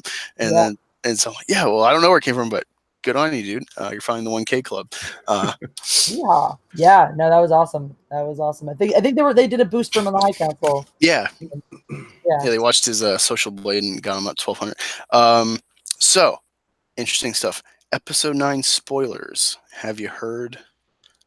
I haven't heard them. I haven't been watching too closely, but I'm not opposed to them because I don't care. It's Doctor Who. It's Doctor Who. So you guys fucking talk about it, and then I'll jump in. So one thing is Poe Dameron is leading the forces with his two underling generals, Tico and Finn. Great. Okay, so that's the thing. Leia's on the Outer Rim, which just always makes me think of assholes. She's on the Outer Rim trying to accrue forces for the Resistance. And let's see, what's another thing? There's an illusion. It seems that Rey might actually be a clone, perhaps of Palpatine or Skywalker's hand. Let me see what else. Kylo, the way JJ's fixing the Knights of Ren plot is they've been sent on a quest to accrue some piece of Vader armor or something. The Knights of Ren are actually going to exist. Yeah. So they're on a treasure hunt, and it seems what my guess was from the beginning that they are the acolytes of the Beyond. Because I'll tell you this. All right, so me and my wife got married. I met her online when I was deployed. Came back here. Was supposed to meet her at Cincinnati Zoo or Columbus Zoo. I was waiting for her address. That was the last thing I needed, packing my bags for the night to go up there. And because I was stationed at Fort Knox, Kentucky at the time. And she never replied. I'm like, what a tease, what a bitch. And then it turns out she had a concussion, hit the wrong spot of her head, and was out for like 2 weeks. So then we met Easter, all right? And then we had an Army wedding because I had to go to Fort Drum, New York. All right, so we're doing fine. She doesn't have to rush to get a job yet because we got my Army pay. Then we get pregnant, which is awesome because I've always wanted a kid. And but then it's like, oh yeah, this costs money. And even buying like the cheap yard sale shit because everyone's coming and going in the Army. It sucked us bone dry. And so me buying anything Star Wars leading up to Force Awakens was a real investment of a fan. And I fell for the fucking 4-issue Shattered Empire comic. Started getting Vader. Vader was fine. I got the Chuck Wendig Aftermath book, not knowing, no one really knew who Chuck Wendig was back then. Yep. He is a fag. Excuse me, fags.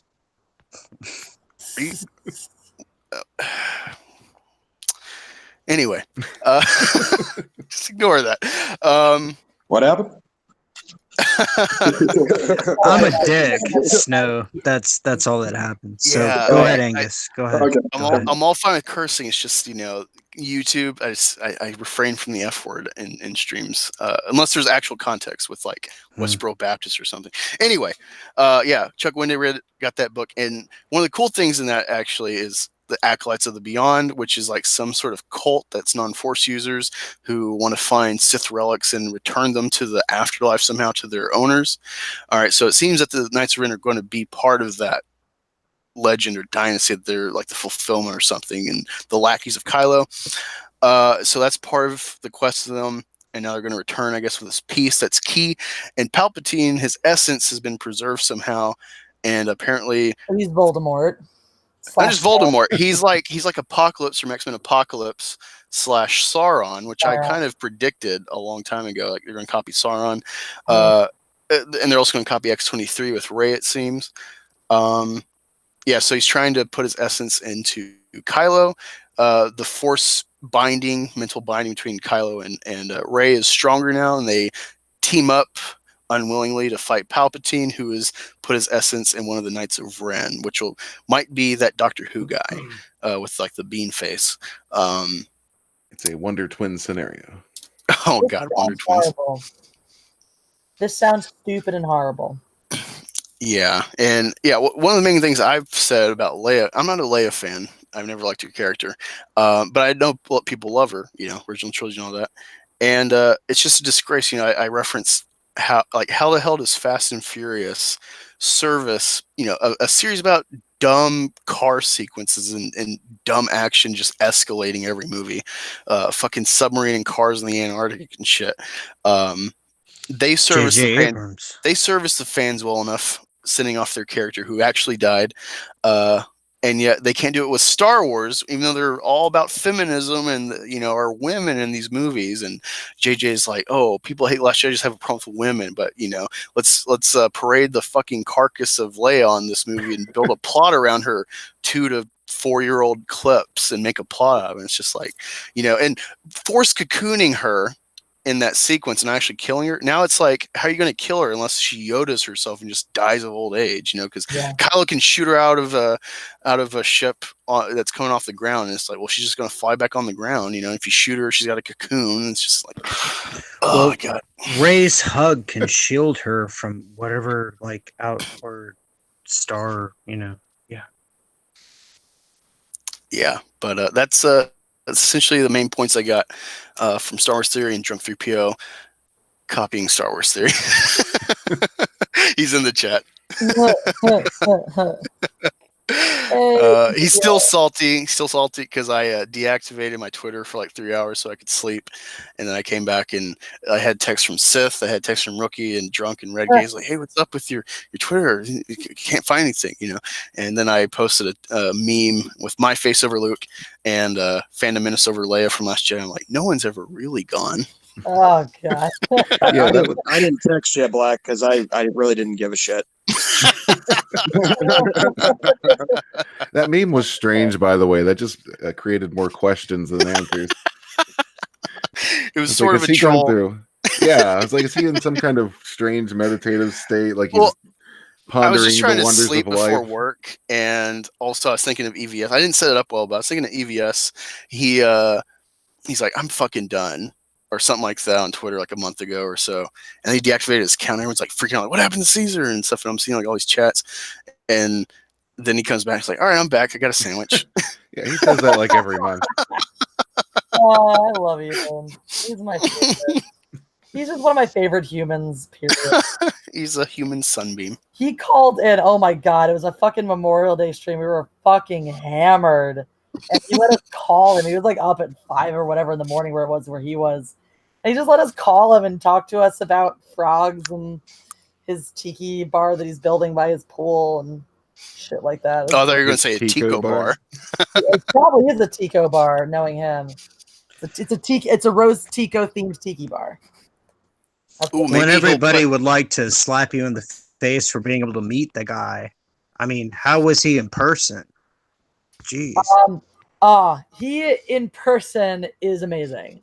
I mean, exactly like he is. It's just funny. It was so weird because it's taking me so long to put the face and the voice together.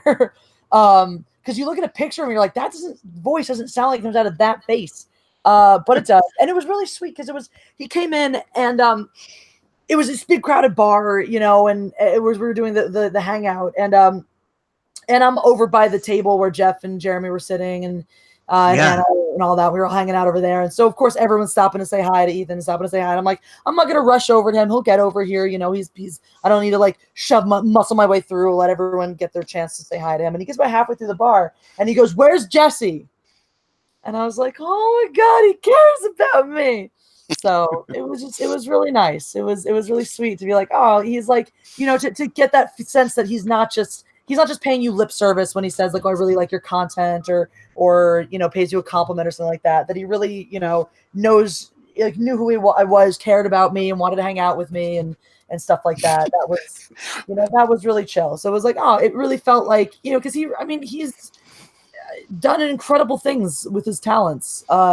And continues to do them, and it's like sometimes you feel like that the type of person so far above you, and to just have them treat you just like you're anyone else in the room, it's really nice. So, sorry, I was just thinking it'd be funny if he like quieted the bar since he's Caesar, and everyone pays heed, and then he's like, Jessi Milestone. He's like, and you're like, yeah, and he's like, disavow, and then it's just goes to the bar and gets some pizza, and that would have been funny. That would have been funny. I'd have been all about that. How would you have reacted if he did that? If like he was dead faced and you're like, wait, is he joking? Like, I would have known he was joking. I'm starting to be able to figure that out. But it's certainly, it's definitely a it's definitely, he definitely can be. You don't always know what's real and what's not, but I think. We got Dorothy X saying, remember everyone, never play leapfrog with a unicorn. Oh. Sound advice. Take note, Kermit. I'll just take your word on that one. But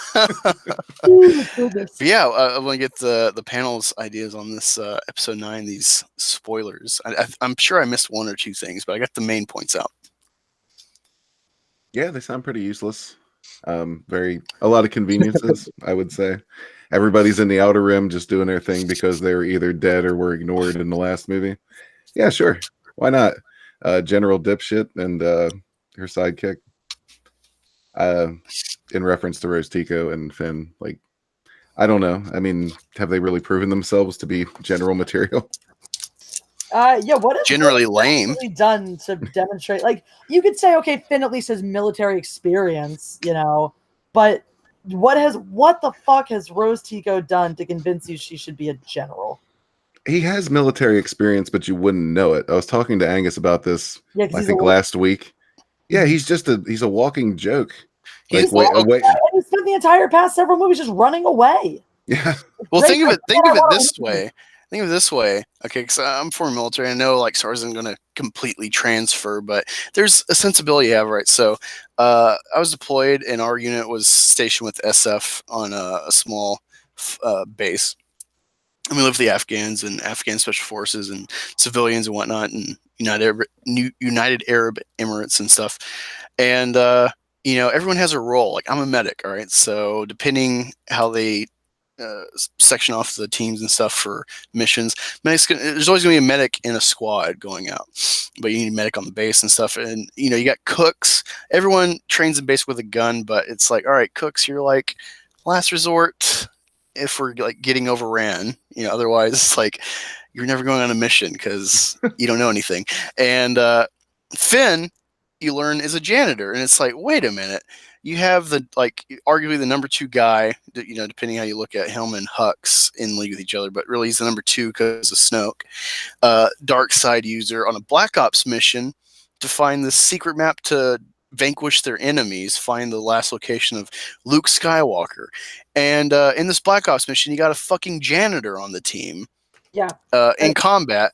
And also you learn in a kind of parallel to the Jedi to kind of make you think, maybe the Jedi were not good in their methods of recruitment, taking babies and making them, mindless drones per se. You have the same thing with this army. They take them from birth, essentially, from their families. Yeah. And indoctrinate them. And so if they're indoctrinated this whole time, how do you get this idea of like, we're doing bad stuff? I'm going to abdicate, even though my buddies die. Like apparently one of the connected stories in the books, the guy that bleeds on his helmet was like his buddy from a previous mission. And supposedly like one of his first missions or something. No, he's had like a history apparently, even though he's a janitor from the base. Sense. Yeah, and sense. Yeah, and so it's oh my god, it's just so idiotic that and then he's just like totally fine, like killing all of his fellow brethren who are, essentially the Nazi youth on steroids, because it's from birth. It's not even like, raise your kids. All right, now they're in our group. We're going to train them up. It's like, no. That's all they know.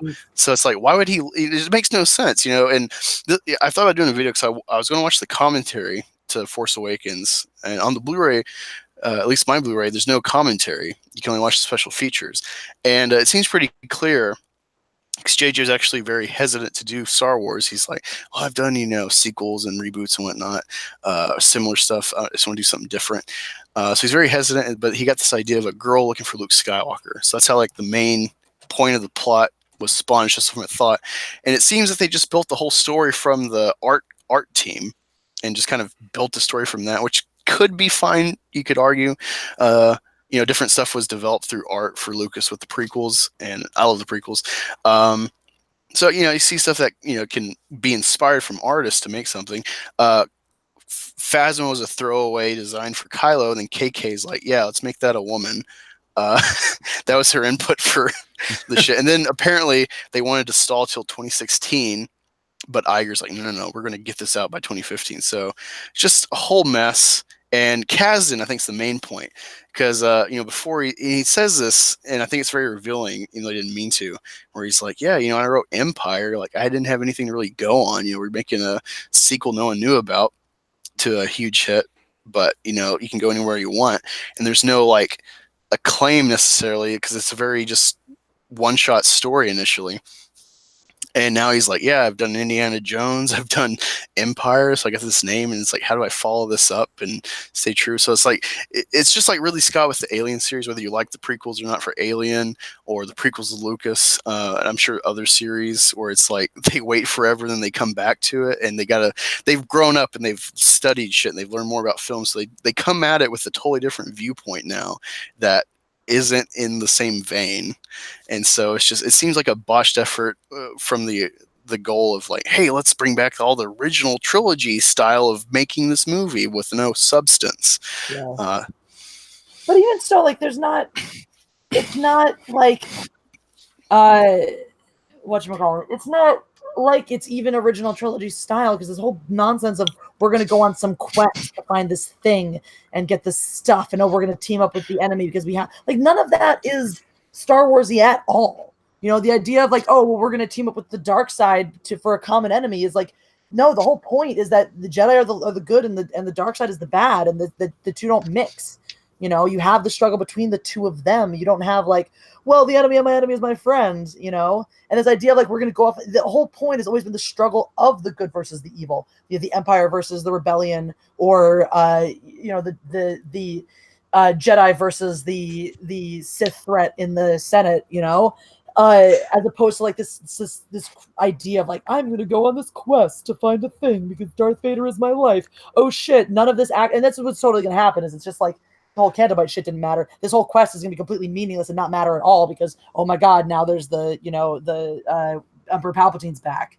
So now we can deal with that shit. So which is completely represented by the lightsaber toss. Like, yeah, doesn't fucking matter. Exactly. Yeah. All this shit doesn't matter. Doesn't mean anything. Yeah, well, I listened to that whole spiel you went on there, Black, about the spoilers. And the one thing I noticed that was missing was anything relative to Luke Skywalker, you know, Force Ghost, flashback, whatever the hell his role is going to be. I'm so curious to see what it is. Of course, for me, anything less than a full resurrection and a 4-hour-long fucking movie to make up for the last one is all I'll accept at this point. So I know I ain't gonna get that. So, but yeah, has there been any spoilers about Luke Skywalker? I mean, and what little role he may play? Not that I know of. Nope. Not a one.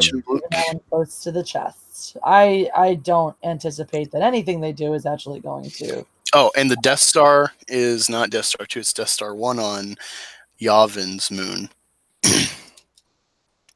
Okay. Yeah. Well, like apparently from watching a previous Star Wars Theory video talking about the art book of Force Awakens, that was initially part of the plot they were going to do is like Reyes like go into like the remnants of the wreckage of the Death Star underwater and like find something that's tied to Palpatine. So I guess it just didn't work for like the continuity at the time, like the pacing. This was an idea that's been around for a while. And then, Rian Johnson did his shit. And by the way, I have seen that explosion many, many, many, many times. There are no pieces that big from the Death Star. There are none. I don't know. I'm fine. I'm actually fine with that. I don't get too caught up in like, oh, it disintegrated. It's like, like you see planes disintegrate on TV, but that there's like actual wreckage. So that's whatever to me. Fair. I just feel like that what they're showing is way too big considering the type of explosion. It's funny you say that because there's a trailer parody I did for episode 9, and I include proper Jenny in it at the end. But it's a Forrest Gump parody, and there's a point where I'm like, go back to the Death Star again. And I saw that. That was a good video. But this is their answer, like, oh well, we can't build a new Star Killer base for this one, so I guess we'll just bring back the literal Death Star. Yeah, it's a lot of pandering. Part of me doesn't mind Palpatine coming back because even though it's very derivative of shit we've seen, like you're saying Voldemort, I don't really know Harry Potter, but Sauron I think's obvious with the Hobbit and the Lord of the Rings. Yeah. To me it doesn't negate Vader and Luke because Palpatine he's the one that created Vader. He learned the midichlorian tricks and stuff. So it's not like far-fetched that he could, with the lore established, even if you get rid of Legends, that Palpatine would have been able to do this, because it took a while for him to actually hit the bottom. So, it's like, and apparently Lucas even wanted to bring Palpatine back. So it's not like far-fetched. It's just with Disney and their whole like, we'll let the past die, but oh wait, we want money, so let's bring it back in the meantime. And it's just you can always count on Disney to do it wrong. Everything in the past, except for these things that we're all going to bring back because clearly killing the past didn't work for us. Yeah, I don't know. I see it as a move where it's like JJ's definitely to blame, but he's playing the middle. He's trying to play the middle where he's like, I'm here for the fans, but you hate women because you hate The Last Jedi, and he's playing lip service to like the narrative. But Simon Pegg kind of opened the hatch on that shit where it's like, yeah, he didn't want that shit in Last Jedi, even if he wants to pretend that he's cool with it and wanted to direct episode 8 with that script. Yeah. Yeah, say the word. He wouldn't even say the words "The Last Jedi" at the panel. JJ, he would just call it the previous movie whenever he referenced it. I didn't know that. That's funny. Yeah, that's a good little diss. That's a Mark Hamill level dissing, I would oh say. yeah, very high. Real. So I respected him for that. But no, I feel that, like, well, what's a way we can unite the fan base without actually saying, hey, we fucked up? It's like, well, let's unite both trilogy fan bases with the villain of both trilogies. The ultimate villain eventually is Palpatine in both of them. And so, like, I don't know, I'm on the fence. Like, if they could pull it off, then, like, I'll give them credit. I'm not just going to be a blind hater. It's one thing my channel's not about is just blind hate. I try to find some optimism, some reason and stuff, as much as I can, at least with whatever biases I have. So yeah, and I respect that, and I do the same. I try to find the good, but there are 3 reasons I don't like the Palpatine theory. One is the obvious pandering. 2 is sounds like the way they're going to do it is just a ripoff of Sauron and the Lord of the Rings, and the abject lack of originality in these films has already been painful in terms of what they've. And I talked about this in my original review of The Last Jedi. They ripped off so many different movies, or elements of different movies in that one as well. Not just themselves. They copied themselves from Empire. They copied themselves from Jedi. They copied moments from the prequels. They copied moments from fucking Harry Potter. They had a lot of different things that were ripping off of mostly themselves, and then other things as well. So I'm already sick of that. So I hate that lack of originality. And then the final part is yeah, there's something poetic about him being the villain in all 3 of them, and I'm not going to diss that, or the idea of him coming back wholly. But I do think that the reason why it bothers me now, if it's any other cast of characters that we've gotten, if it's we've gotten 2 quality movies previously, then I'm probably okay with it. But the whole thing is when you look at Lord of the Rings, Sauron's defeated in a flashback for the first time when he becomes, part of the ring. He's defeated in a flashback, that's not really that meaningful. And the whole journey, the whole 3 trilogy journey is about defeating him finally once and for all and abjectly destroying him. So you are taking something away from Luke's quest, from Luke's growth, to have him not have successfully destroyed the Emperor. But that's not the part that bothers me. What bothers me is that the person who's going to do it is going to be fucking Rey. And that's the issue. If you have a good character, if you have a good, deserving, well-written character that we're rooting for, that we're behind, that did a good job of carrying the torch from the original trilogy into the new trilogies, and you're going to say, okay, well, Luke did all of this. Luke, crippled the Emperor and brought Vader back to the light, and that was his contribution. And now the next generation is going to finish him off once and for all. Then I'm fine with it. But the reality is that Rey is a garbage fucking character. All of these characters are garbage characters, and none of them deserve to be the ones to defeat Emperor Palpatine. I don't know. I see it as, the actions is what matters for the characters. So, like, Luke redeemed his father. That was the point. He did defeat Palpatine, but it's like Lord of the Rings in the sense that it's like, well, he has this like supernatural power where it's like he could always come back. And, if anything, like the Sith can always come back, or some new iteration of the dark side, because whether you take the Rian Johnson nihilist approach of the Force and duality, Star Wars is, it's a tried and true formula of just good and evil and people reacting to it and finding their side, or somewhere in the middle, perhaps. Hello.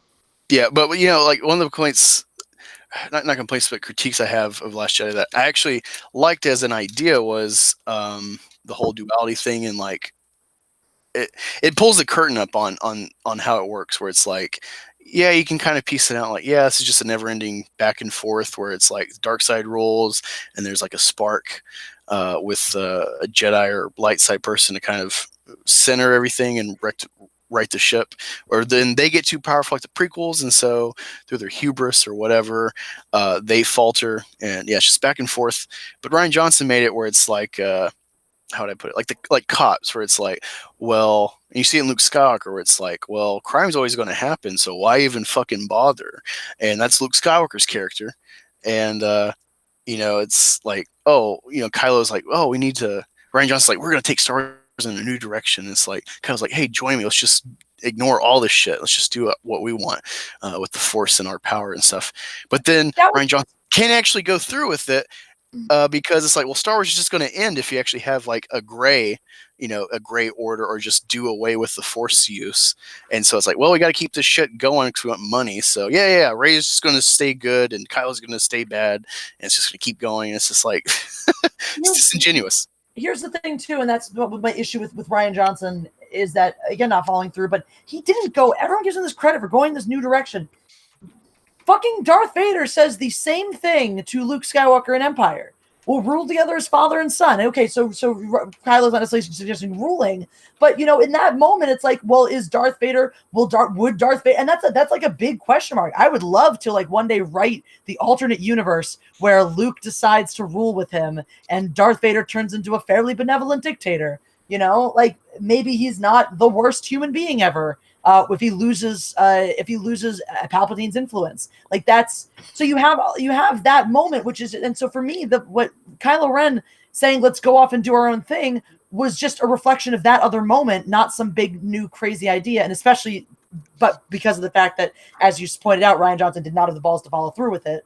And then the Luke Skywalker moment too, the Luke Skywalker being like, oh, it's not my problem. That's just transferring Han's attitude into Luke. Old Han's attitude into Luke, which doesn't make any sense. This is the whole big swap around, switcheroo is, you take young Luke and put that personality into young Han Solo in the Han Solo origin story, and you take Han's sort of, I don't give a shit, not my problem attitude and put it into Luke in the new trilogy, and it just doesn't make any sense because it's not consistent with the characters they've developed. Yeah. So for me, it's nothing new. It's just a reshuffle that doesn't make any sense. Yeah, really quick, something I forgot to address was what I expected them to copy, like, because people were like, how would you fix Luke to bring him back? And my thought was Lord of the Rings, the Force Gandalf's Luke Skywalker back to existence for some reason. Like, oh, your story isn't done, you still got a mission. Sure. And yeah, I didn't expect Palpatine, which I'm potentially fine with Palpatine, although I expect it to go wrong and not be done well. But yeah, that's where I thought they would go, was bringing Luke back through the Force for some reason. So it's like, smart. Like I said, my big issue with Palpatine is not that he's back, it's that the people who are going to ultimately then defeat him are not worthy.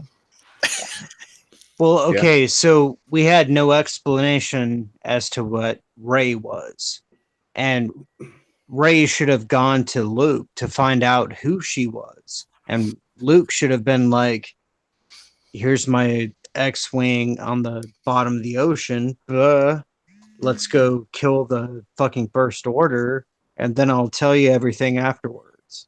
You thought I was going to grab a laser sword and take on the First Order? It's okay, it's is it just almost me like who hates that how it should have ended. You guys follow that channel, right? Okay. Yeah, of course. Yeah. No, how it should have been is pretty awesome. I just Speaking Love of those guys. channels in that vein, did you guys see the honest trailer for Captain Marvel? I started watching it, but I'm like, I don't even care to make fun of this. I just want it gone. It was hysterical, though. It was absolutely hysterical. I enjoyed it. What was some good parts or jokes at it? Oh my god! Going over how every single time people tell her to show less emotion, like it showed every clip of somebody saying she's too emotional, and then just showed all of her reactions to everything, resting which were bitch the least face, emotional things ever, and he just goes, "Geez, be less emotional, you're losing control," or something like that. It was just, it's fucking hysterical.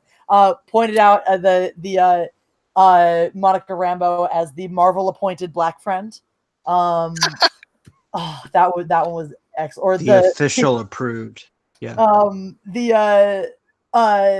Samuel Jackson, the de-aging that you don't even notice until he tries to run or fight. But no, it had some really quality moments that actually brought me entertainment, which is rare from a. Did you see that tweet from Brie Larson where it's like, I think Star Wars Twitter boosted this too, where it's like, it was May the 4th, and Samuel Jackson brought his lightsaber to the set, and blah, blah, blah. And it's like, this is the first inkling of like, Brie Larson to Star Wars. And it's like, oh, God. Yep, I remember that one. Okay. So, think about Jeremy really quick, because you're Geeks and Gamers Association. He loves Ahsoka, all right, and I think Ahsoka's pretty cool. She's kind of a annoying twat in the movie and then first couple seasons, but she grows, she has development, and she becomes a likable character, and she has a really good send off in season 5. All right, but I've been saying from the beginning, seeing that fucking trailer for season 7, Clone Wars is going to go woke, and Jeremy's going to be so distraught that they turn Ahsoka into a hero, because it's not the dialogue, it's the context, okay? Because they took her dialogue from season 5 when she leaves Anakin, and they followed up right afterwards with some chick character that's going to be with Ahsoka, you assume, where it's like, it's better to be down here instead of up there on the surface with the Jedi starting their wars. And it's like, oh God. You thought Filoni was your savior. I think he's like Pablo, actually. I think he's a pop. He's part of the problem. And he's going to play ball to keep his job. I don't, what I was kind of, going upstream against everyone else, for everyone at Celebration's like, oh man, the Mandalorian, oh man, Fallen Order and Clone Wars, wee! And I'm like, you got a white male lead with a black master, and that's a black female master in this game. I'm sure that can go woke, potentially. Plus it's EA, so there's that problem too. You got the Mandalorian without any context thus far, at least to my knowledge. It looks nice. I have context. It looks nice, but I have no context. Even though Favreau's awesome, Lucas has been involved supposedly, at least seeing behind the scenes and stuff. And of course, what I just said with Clone Wars, where it's like, it's going to be woke. You want context for the Mandalorian? Yeah. They're fucking doing this shit right. I was at the whole panel. I actually have the footage of the whole panel, including the stuff I'm not supposed to have. And they took us way behind. They took us really behind the scenes on it too. And the beautiful part was just listening to Jon Favreau and Filoni just talk about this. They were just like giggly little fanboys. And I love that he brought Dave Filoni on it too. I think that's such a great decision. And he really said this was something that Favreau said. He's like, when they approached me to do this, when we made the agreement to do this, I didn't bring them anything until I had the first, I think it was the 3 or 5 episodes written. Because he's like, I'm not going to bring them a concept and have them take it away from me and put their own things in it. He's like, I want this to be my thing. I don't want them to mess it up or ruin it or, put their grubby little paws on it, basically. I want to bring them an ironclad script and show them where this is going before I hand it over to the execs. So he's got his hands all over that.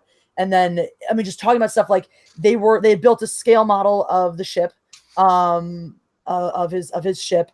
And they're like, oh yeah, and they was like, well, what about for lighting reference? We made just like 3D printed a smaller model just for funsies. So he just whips out his 3D printer in his garage and prints up one of these and like, oh, that's pretty cool. And they start messing around with it. And so then they get someone to actually build instead of 3D printed as one piece, build the individual little parts and put it together so it's a proper scale model. And then they started building a motion rig for it, and they started shooting passes on it, and they're like, oh shit. And so they decided to basically go full, original style with the way they're shooting the ship moving, and they actually studied, he said, we went back and studied the motion on the original trilogy to see how the ships move and to really capture that in this. And they showed all the passes they were doing it. And then when they showed the behind the scenes stuff of the show and you saw that shot that you had seen how it was being constructed, I got chills. I absolutely got chills. And so I've seen the 7 minutes of behind the scenes footage that they showed us. This is used universe. It's a universe you recognize. It's gritty and physical. Werner Herzog is going to be amazing in it. He is. Oh, I love him. I fucking love him. And is this so the time frame? Do you know anything about the time frame, Jessi? Yeah, I think it's 5 years post Jedi. So it's the crumbling remnants. It's what we all wanted to see with the sequels, basically. And so it's the crumbling ruins of the Empire, and Werner Herzog is you don't know exactly who he was, but some agent of the Empire who's still loyal to the idea of the Empire.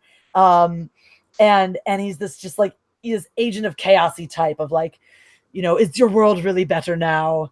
Have you accomplished anything? What have you even done with this? And all that, all his great philosophical musings. That I hope they let him ad-lib some of that shit because that man is fucking brilliant. And there is like the female character that we have. They don't really tell you much about what her role is. I'm guessing she's either a mark of his or looking for the same mark that he. I think probably looking for the same mark that he is, and they tangle. And it's what's her face, who she was in something. I'm totally blanking on everything about her, but she's an MMA fighter. She's been in something else, and she's actual badass. You know, tough, strong, no joke. Is physically capable of doing the stunts they're having her do. You know, and that was another cool part too, by the way, because Favreau was talking about how he was, still off doing while they were shooting the first episodes, he was still doing Endgame, and so he'd be gone for a bunch of the day. He'd come back, and everyone would be like rigged up to wires doing their own stunts, and he'd be like, "No, guys, you can't. We need you alive. You can't hurt yourself on this. You need to be able to do." But they were like, the cast was like full ham and wanted to do all their own stunts and all that stuff. So it's really like it sounds like it's just a group of people who are truly passionate about this. I mean, they hired the 501st for the first time ever. They hired the 501st to be on screen as stormtroopers. Nice. Which is super, and didn't tell them what they were doing. There's like, wait, we have a gig for you. You need your uniforms, etc. And then just brought them on like, okay, so you guys are going to be stormtrooper extras in The Mandalorian. They're like, holy shit, and super into it, of course, super professional. And of course, every single one of them has a perfect stormtrooper outfit. So that also tells you, if you were wondering, if you're familiar with the 501st, they'll tell you the stormtrooper style that we're dealing with. We're getting our original stormtroopers. Not your bullshit redesigned new crappy first order stormtroopers. So I'm everything about that panel just made me scream yes. Yeah, when you mentioned like a 3D printed ship, it made me think, what is this, a ship for ants? What? It has to be at least 3 times this size. Bruce Lombard is that. Thank you, Gina Carano. That's the chick she's playing the chick in it. So yeah, I really think that this was something that Favreau had a lot of control over, and that is not going to have Disney's little mouse print too deeply stamped on. Nice. What's the panel think of all this? Well, that's good to hear. I mean, I wasn't super excited for it, but I'll give it a shot, especially if it's approved by Jessi Milestone. Dude, I'll tell you, I wasn't excited for it either until I went to that panel. I was like, well, I'm curious to know about, what's going to happen and all that. Oh my God. Speaking of panels, oh my God. So there's a video I've been stalled on. I've delayed because it's like, 1, just getting through the fucking panel, listening to it, but 2, how to come across, how to deliver this information. Because I want to have, an EVS style spin to it. The Raylo panel, I don't know if you've talked with proper Jeremy, but he informed me that he was going to go to this Raylo panel, but Clone Wars was going on when this happened. So in my assessment, they buried this panel so only the actual devoted Raylos would be there because everyone else wants to see real Star Wars shit. And okay, here's the thing. Because it's like, oh, why is this a problem? Blah, blah, blah. We just want to have fun, fictional characters, yada, yada. And you'll kind of get this reiterated in my video more concisely.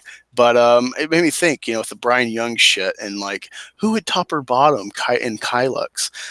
This is the problem. When you bring your fucking 5-year-olds to Celebration to be like, ooh, look at Chewie. Let's go in the Falcon. Oh, here's a lightsaber. Oh, look, here's a panel. And the guy's asking the panelists, yeah, I just wondered who would dick who in Kylux. This is the fucking problem of Raylo and the shipping shit, the Twilight shit, the 50 Shades of Grey being brought to Star Wars. Yeah, if you want to ship, you do that crap on your own time. That doesn't belong in a fucking panel at Celebration. And that's my whole thing. My whole issue with the shipping too is that people want to sit there. It's just like you were mentioning earlier with the complaints about, oh my God, we can't show violence against women because it's going to create violence against women. Okay, then why are you shipping an abusive fucking relationship? You don't get it both ways. You don't get to sit here running around about violence against women. You can't show these things happening to women on screen because it'll encourage people to be violent to women. I'm like, all right, well, what are you encouraging when you're shipping a woman being with someone who's physically tortured her?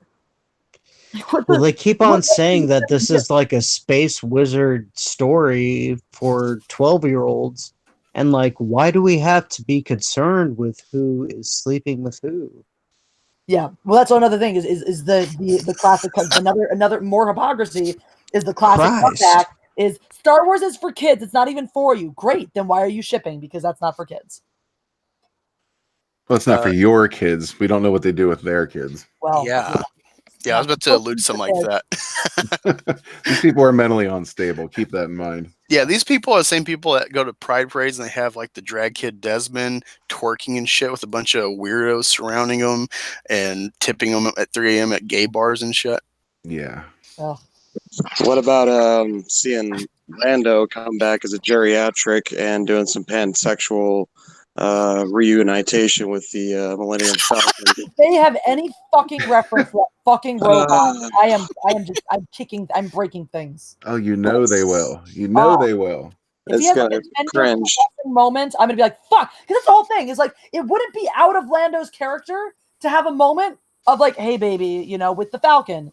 Now you have all that added bullshit on it. Just make me want to maybe throw up in my face. He's gonna have a custom port installed, and step aside. He's gonna wear his R2D2. cape. Yeah. He's gonna be like, do.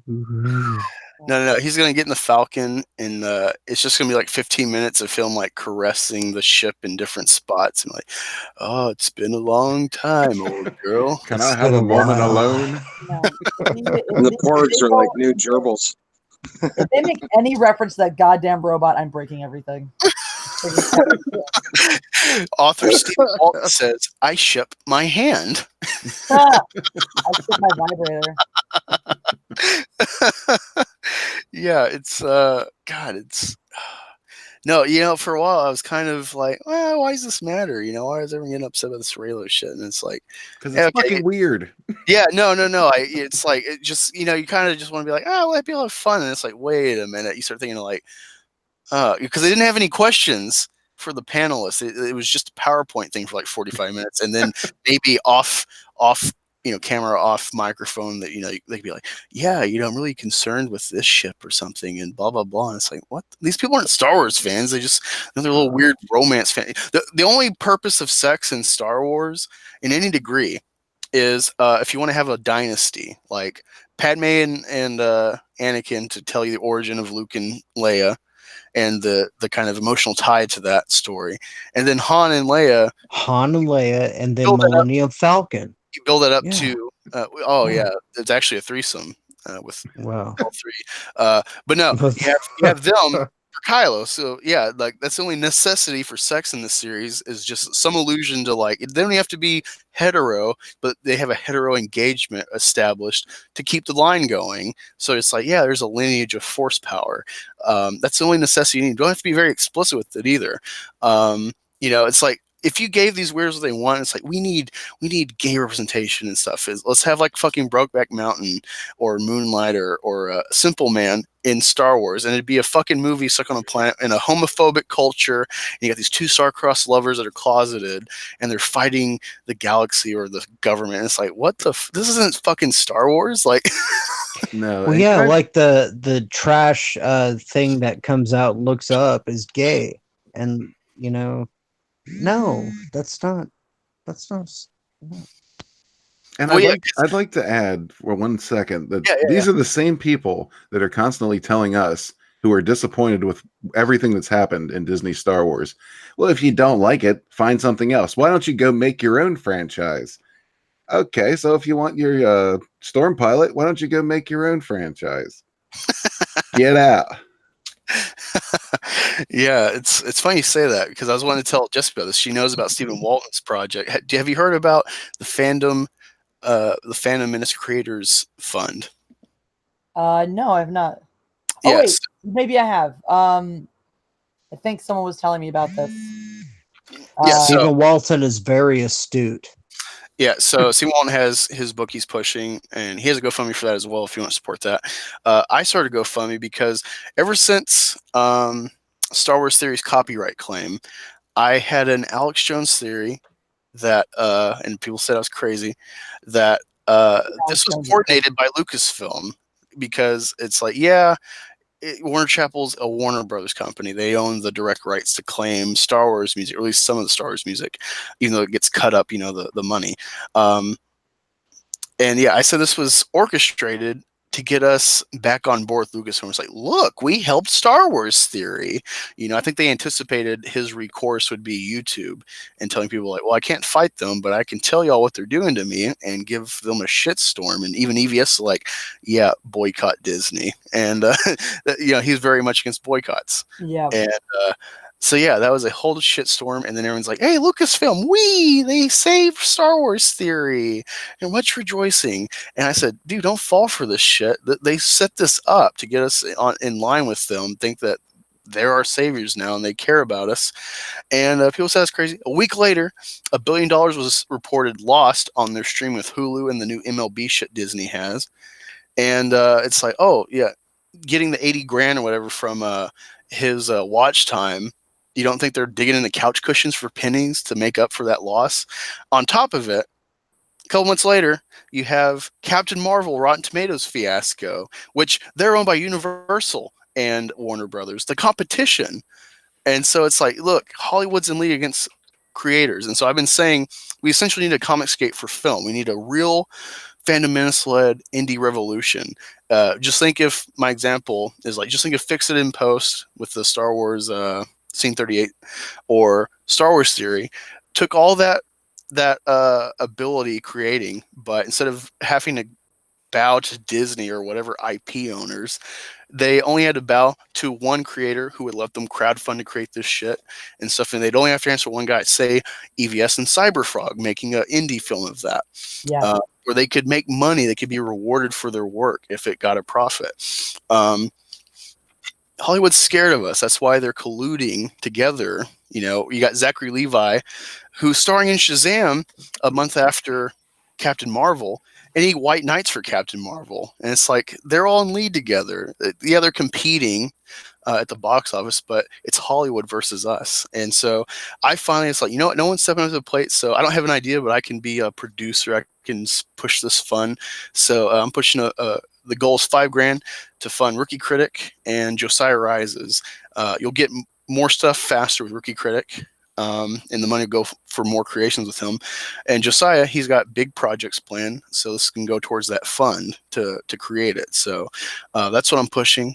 And yeah, I'll send you a link in a moment if you want to check that out. And it's got a video that makes it more concise. But nice. That's what I'm pushing. Yeah, someone was mentioning that. I don't remember who brought it up, but someone was mentioning it to on the stream last night. It's probably Rookie Critic.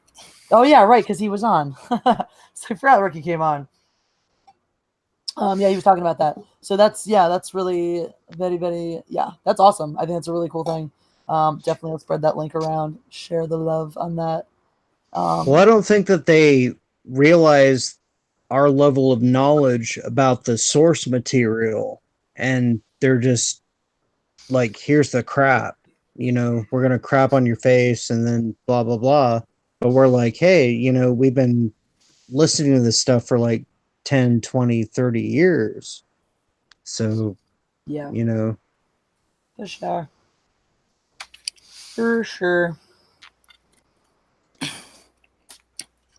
Anything y'all want to ask Jessi while you got her ear panel?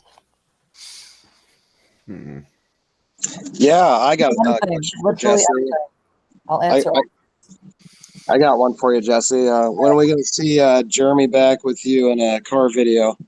Ha! Well, that's up to Jeremy because I ain't fucking going to Florida anytime soon. Are you kidding? Jeremy does like Los Angeles, so I know that I think he's planning on coming out for Comic-Con, so that's San Diego, but I'm sure that we'll be able to hook up somewhere in there, whether he comes up to LA or I pop down there. So yeah. So that's coming up. That's at the end of July. So hopefully we should be able to get in the car again. We'll see if he brings the damn Z car out. I might lose my life riding around in that with him. But that would be epic. but yeah, we'll say we should be able to if he comes out here for Comic-Con, I'm sure we'll hook up at some point. So. And then you got Star Wars Girl and what Proper Jeremy's all out kind of in your area too. Yep, Proper Jeremy's out here. He's hung out with me a couple times now recently. He's actually he saw my apartment for the first time. He saw where the Yeah, I seen that. Yeah, I seen the stream. Oh yeah, that was not my place. That was at my friend's. Oh. Place. Now he came over to Sunday, my friend's birthday. No, that was my friend's place. My place is not nearly that big, and it's far messier. But yeah, no, Jeremy can drink. He can really drink. And yeah, I got Anna down here too. So she came up the other week to do the stream with me and my friend Isaac, who's the voice actor who's doing Thanos right now, but he's done a million things. So that was a really cool stream. Isaac's gonna come back on with us at some point. I've seen him in something live action. What's he done live action? The thing that I knew him from first was Pirates of the Caribbean. He's one of Barbossa's pirates in that. He's also in Deadpool. He's one of the guys in the bar. So Wade buys somebody else a shot and says it's from someone. The person he says it's from is Isaac. So Isaac gets punched in the face by the guy with the big beard. So he's been in a bunch of things though. Like you can go scroll through his filmography. There's something you'll see where you're like, oh, I know from that. So what does this actor think of how deep have y'all conversed about like the Phantom Menace and or like Comicsgate? What's he think of this stuff? We haven't gone super deep into those things. We've talked about, we've discussed some of the elements. Like one of the things that we've talked about, that I've talked about with him pointedly, is how, he gets frustrated when people talk about like, oh, Black culture and protecting Black culture and these things that are Black culture. And he's like, that's not my culture. That's not, there is no Black culture in that sense. There's no one. Yeah, there are things that like only Black people do, maybe that certain groups of Black people do. But this idea that there's Black culture and that everyone has to be a part of it ends up becoming very exclusive because exclusionary, because then, okay, well, if he doesn't like those things or do those things or participate in those things that are, quote, Black culture, now he's going to get treated like, oh, he's not Black enough, or he's not, he's somehow, dishonoring his people. And this whole point is like, just like there's no white culture, there's no Black culture either. And all these things are immaterial to the goals of the Phantom Menace. Yeah. And so, exactly. And so we talked about stuff like that and how, like, he's definitely against identity politics. He's definitely against that super wokeness and whatnot. So, yeah, he's Author Steve says only Black people play spades like Tom Hanks. Oh, yeah, I actually those were my magic shoes. Yeah, it's that whole Tom Hanks thing was, or the Tim Allen thing with like, I don't gamble, so I don't know card games, and they just keep at it. And it's like, oh, come on, you're gonna do this, and it's like, I don't know what spades are. And like, you're racist. It's like, racist. I'm Black. I played spades once, like being guided by a group when I was in the Army, but it never caught on. I never really cared. Like, if anything, I want to learn like Texas Hold'em, like Casino Royale. But yeah, it's just, it's weird that you would associate like, oh, this is a Black thing. It's like, I just thought spades was a fucking game. Like, it's not like, hey, let's go on a tribal elephant hunt and drink its blood. Like that's very Black. It's very Black African. It's two separate things. It's. And Tom Hanks wasn't accused of cultural appropriation, right? Nope. Well, I don't remember Tim Allen anything racist? going forward until Brie Larson. Oh yeah, there's because I saw you, Jessi, on my feed, like, oh, friend this person on Facebook. So I sent you a message on there. I don't know how often you check your Facebook, but I sent you a link to a banned video.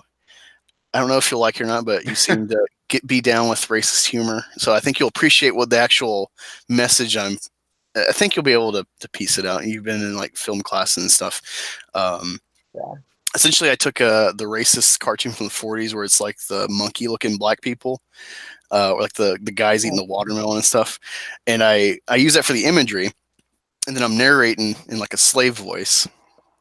And I'm talking about like how great it's Brie Larson's here to like save us, and forget everything Black people have done for themselves, like Obama, Colin Powell, Hendricks, like all across different walks of life in different professions and whatnot. Black people have like paved the way for being able to do it, and it's like, no, we got Brie Larson here. She's our savior.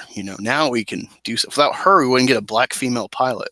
And I got a quick little gag at the end at Disney and Democrat Party and stuff. I think you'll appreciate it. I think you'll get where I'm going with it.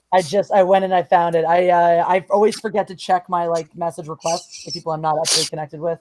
But I just went in and found it, so I'll go take. Yeah, I definitely hear your feedback on it because people are like, yeah, I can see why I got banned, but generally, besides Proper Jeremy, which he's just a downer on fun, I would say. Everyone seems like, man, that's too bad I didn't stay up on YouTube. Yeah, it is too bad. I will take a look. It sounds delightful. But yeah, I found it. It's in my messages now, so I'll be able to do this. Yeah, so we've gone a good while now, so we can bring up sports ball now and not worry about the chat evading because it's not nerd talk. Actually, Angus, can I interrupt for a sec? Yeah, sure. Before you do that, I should probably get going because my work schedule's changed, so I'm super early tomorrow. So if you don't mind, I'm going to bow out. I'm sorry. I very much appreciate you being here, Jessi. It was awesome to meet you. Thanks. It's awesome to meet you as well. Good. Immortal and Snowdub, good to see you guys. And all right, good, buddy. Have a good one, chat. Thanks, guys. Very good, man. Take it easy. Yeah, everyone go check out Reggae's. I think he's in the description in my Fandom Collective channels. So yeah, I just want to pick your brain, your history being a Philly fan, and then of course what it was like. I don't know if you said you're in Philly during the Super Bowl, but just yeah.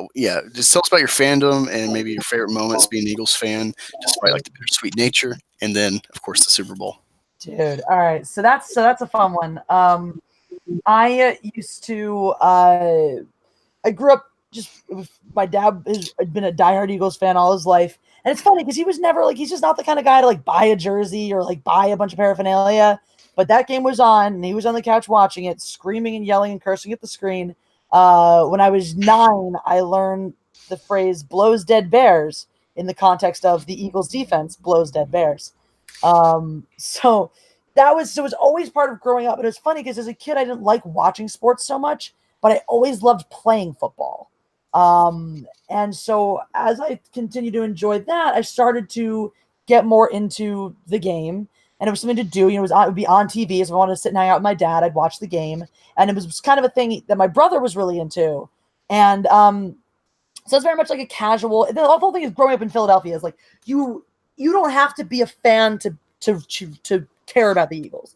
I had friends growing up who didn't give a rat's ass about the Eagles one way or the other, and they still knew if they won or lost. They still knew who they played. They still knew if they were good or bad on a given year, and they still cheered, when they won. So when we went to the Super Bowl the first time in my lifetime, it was everyone had a Super Bowl party. Everyone was celebrating and cheering, and it was a big fucking deal. And at that point in my life, I was starting to get invested in the actual gameplay. I was tuned into the screen and watching. And as I grew up, also my brother got less and less involved with the family. So I could kind of feel that my dad didn't have the person to talk football with and watch the game with anymore. So I sort of filled that spot, and that became our thing. And he really liked getting to teach me things about it and teach me more about the players and the positions and all that stuff.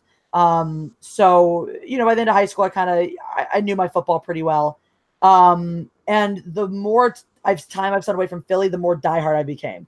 So I came up during college, I would make a point to watch games in the fall when I could. When I had my apartment to myself, the only reason I got TV was because it came with NFL Sunday. This package came with NFL Sunday ticket. I was like, I can watch all the games. And then I moved out to LA, and it was just never ending. I'd work catering shifts. I'd be driving to them, scrolling through AM radio, trying desperately to find a station that was playing the game. And then it got to the point where I didn't have a ton of Eagles stuff. So I just dropped several $100s on jerseys and pants and hats and shit like that, just because I need this in my life. Because it was, I was I can't just go to watch these games now not wearing anything. And then, so then that happened. And then it was I would call out of work if I was working on a game day. I wouldn't accept a shift. I got to the point where the past 2 years, I haven't gone to national fencing tournaments which is a weekend, travel and pay, and some of them, high level tournaments, because the Eagles were playing in LA and I was going to that fucking game. And considering we won all 3 games they played in LA in the past 2 seasons, I'm pretty happy I did that. But yeah, so it just sort of snowballed into the point where like I put on green. It's not even just green eyeliner. I draw wings. I draw the logo around my eyes for games sometimes. I go to the Eagles bar. It's an Eagles bar in Santa Monica. It's packed top to bottom with Eagles fans every Sunday, except for the Jaguars game last year, which happened to be on Halloween weekend too.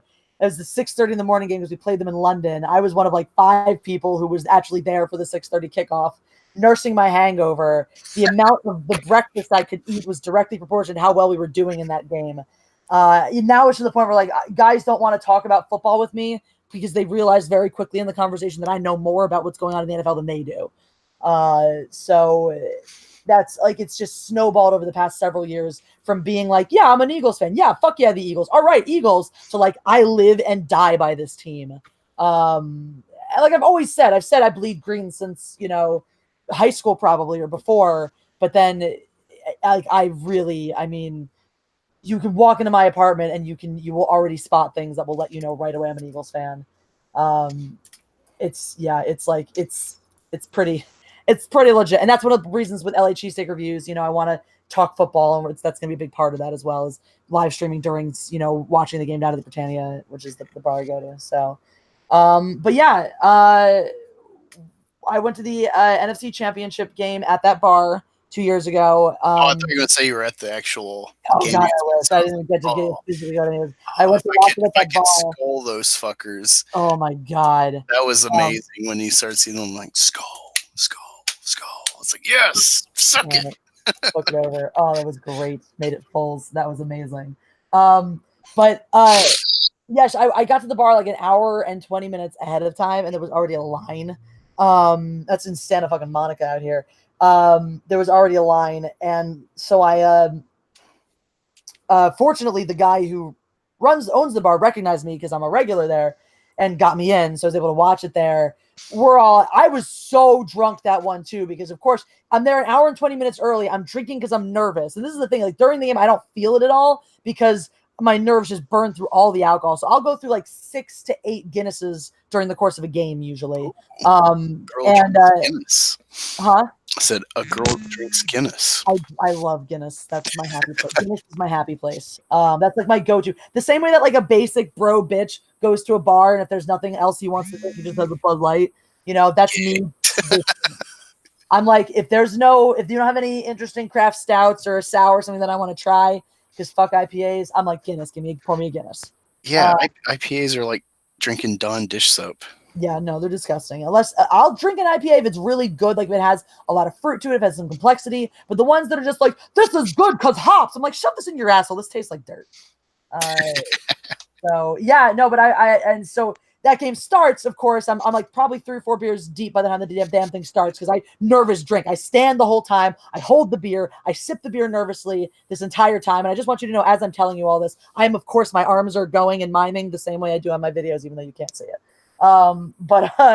So I'm don't get nervous now.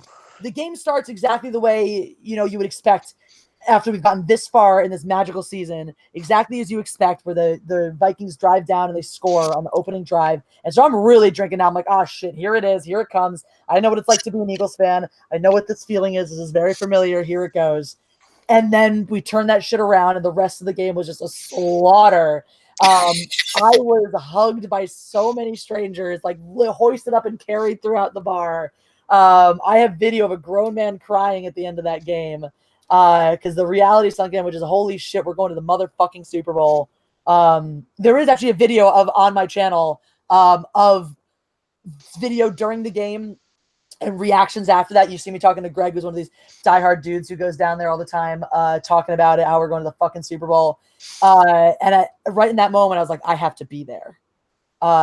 So I called my little sister, and I was like, all right, Super Bowl's in 2 weeks, Jackie. I'm going to be there. Don't tell my parents. What I want you to do is just like, so they're prepared. Because I know my mom, if I show up unawares, the first thing my mom's going to do is freak out because she doesn't have enough food. So I'm like, you got to tell them that you're coming home to watch it and that you're going to bring a friend so that they're prepared for like the amount of people and the food and all that stuff. Just tell them that. And she's like, okay. I booked my ticket, took the red eye home. And it was, I mean, there were so many other Eagles fans going to Philly on that plane. And I stepped out, you know, I took the train downtown and took the train then down to where my little sister worked. And you step out, you walk around, there's just everything that lit up on the skyline that could be green was green. There was the banner that goes around the top of that one building with little news shit and stuff, and it had a go underdogs and it had a fly Eagles fly. And it was just, everything was electric and you could feel it. And I knew that they were going to win. I knew it in my heart that they were going to win. So it was incredible. So I went sitting here, like just buzzing on the edge of my seat at my sister's coffee shop where she was working at the time, waiting for her to get off shift so we'll go home together. We walk in the door, and my dad is like, "What did you do?" And I'm like, "I came home for the Super Bowl." But there's video of that as well. So there's that video is all on my channel too, which was so fun. And it was just so cool just getting to sit there and watch it with my dad. Of all the people that I could have watched it with, you know, that I could have been with. It just, you know, I didn't go out to a bar, I didn't go out with anybody, anything like that. I just sat in my family room where I've watched many, many Eagles games and watched it with my dad. And towards the end, I'm getting nervous. I'm like standing up, like he's like, sit down, you're making me nervous. And they won, and we're both the same thing. Like the clock goes down to 0, and we both have this moment where we need to check and double check. We're like, the clock is at 0, the game is over. We won the game. There's no flag. It's actually over. This actually happened. We just won the Super Bowl. Holy shit. And we hugged each other.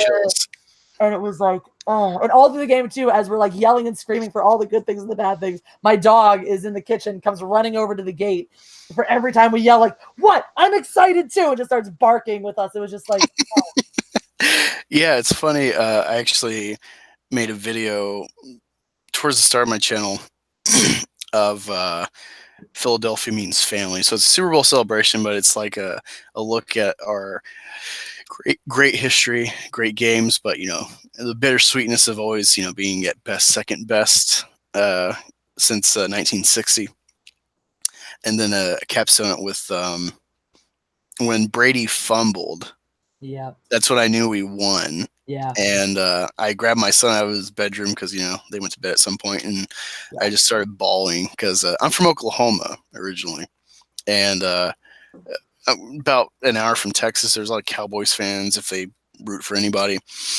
So you get a lot of crap being a Philly fan down there, of course. And, you know, as opposed to being a culture with the Eagles, I chose a loser team, essentially. And yeah, like when the Eagles lost the Patriots the first time, I wasn't really cognizant. Like I saw the game and I wanted the Eagles to win, but I wasn't like an Eagles fan. It was like probably a year or two later I started like getting deep into football, and yeah, so it's like I've always had that, you know, that chip on my shoulder being a Philly fan. Like, yeah, fuck you. I'm a real fan. I'm not a Cowboys fan where, you know, you like them when they win, and then of course they choke, and then you don't hear from them until the next season. Oh, we won game 1. We're going to the Super Bowl. Yep. You know, America's team. You know, it's like, you know, they made that term when they lost the Super Bowl that year, right? It's like retards.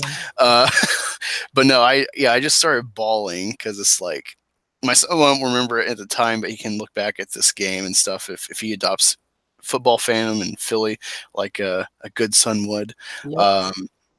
And know, like, you know, he's a champion, you know, in his fandom and stuff, and it felt so fucking good to, like, you know, we finally got it. And yeah, I felt the same way at that Vikings game. It's like, all right, you know, we had, because when we beat Atlanta, it was like just a fucking miracle that Torrey Smith catch off the knee. That guy should have picked it off. It's like, you know, and Mom's like, there's no luck. And I'm like, do you see that play? That should have been a pick or an incomplete pass. And the guy was perfectly there on his route to catch that. And that got us the field goal, which was key to win the game. And, you know, then we played the Vikings, and they marched down the field, and it's like, are you fucking kidding me? Oh my God. They, you know, they just had that miracle in the what is it? What do they call that? You know, I'm talking about the fucking miracle catch with Diggs against the Saints. Yeah, So they had all that hype. Yeah. They had all that hype and goodwill for them, of course, but they're coming to Philly. And it's like, do we got this? You know, it's like, how far can we go with Foles? You know, we're lucky that we kept the number 1 spot and stuff, and just all this in the back of your head. And then the pick happened. We got the score, and it's just a slaughter, like you said. And then you start seeing the skull and stuff, and just hearing Marv Albert and stuff, the replays, and it's just amazing. Then we get the Super Bowl, and the coin toss is when I knew we were going to win. And it was people, you know, I had a couple Eagles fans with me, but other people in the house, my wife doesn't really know football, but she was rooting for me. And you got other people just like for the Super Bowl. And they toss the coin, Patriots win the toss, and I'm like, yes! And they're like, what the fuck are you cheering for? I'm like, dude, every time the Patriots win the toss, they lose the Super Bowl. Yes. And yeah, I heard that stat, and I'm like, you know, just information stored, and then it happened. I'm like, we won, and of course it was still a nail biter, and fucking no defense on either side. And one of my favorite plays was when Brandon Cooks caught that great pass and had a crazy first down. And then out of nowhere, Malcolm Jenkins lays his ass out. And it's like, now you have no deep threat. I think that was a key part of the game, was no deep threat to stretch the defense. Yeah. But, you know, like that touchdown to Jeffrey, I was like, where the fuck's he throwing? And you see the Amazon stats, that was like a 27% completion rate on that pass. Yeah. And touchdown. And it's like, Jesus Christ. And you just see Nick Foles just chill. And what was funny was when they did the Philly special, I thought that was a diss to the Patriots because Brady missed the catch on the same play. Yeah. And so I thought they were like, you know, we'll do you one better, bitch. Oh yeah. We'll fuck you And right it there. turns out that was they were using a Bears play the Bear that they didn't play against the Vikings. Like, just keep us in our back pocket. And it's like 4th and 1. Oh my God. And I have watched that play so many times, and I still get choked up when I do. yeah. Oh my God. Just, you know, I don't know if we would have won with Wentz on his second year because you look at the play calling, and this is a utility. You know, people don't understand when they talk about Foles. They should have kept him. I love Foles. He got us a ring, and he's got a great story thus far. And I hope he succeeds, except when he plays the Titans, the number 2 team. He has a very limited skill set. And so Doug Peterson knows that. And so he plays very conservative. He plays with the mindset of a backup quarterback. He knows what it's like. It's usually the backups to make good coaches because they had to, if they want to stay in the league, they had to have good form just to stay on the roster. And yeah, you see it in the play calling, you see it in like the run distribution and just the trickery as opposed to like Wentz. It's like, yeah, here's the play. Let some magic happen with Wentz. And I think long-term, though, it's going to work out great for Wentz. But, yeah, I don't think we would have won, especially with Belichick and his defensive genius against young quarterbacks, especially in big games.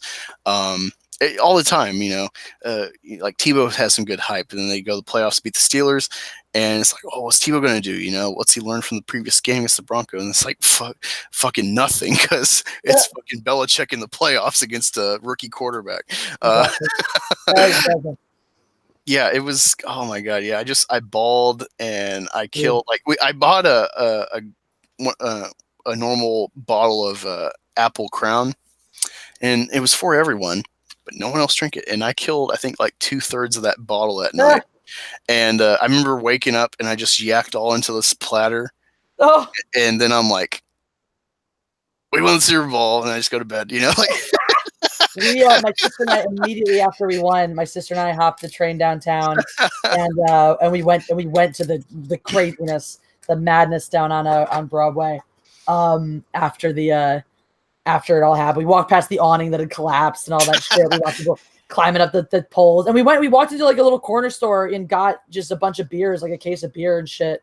My sister got a huge ass smeared off ice just to ice someone with. She's like, I just want to ice someone. I'm like, all right. And we're just walking around, and like it didn't matter. The cops we walked by some guy who took his bottle of vodka and offered it to a cop. He's like, you want a swig? And the cop's like, no, I'm working. Yeah, but we're walking by a whole bunch of cops at one place, and one guy's got his shirt undone, and he's wearing an underdog shirt underneath, and you're like, yeah, that's the man, man. That's the fucking man. Yeah, the one time I went to Philly, I saw a Steelers game.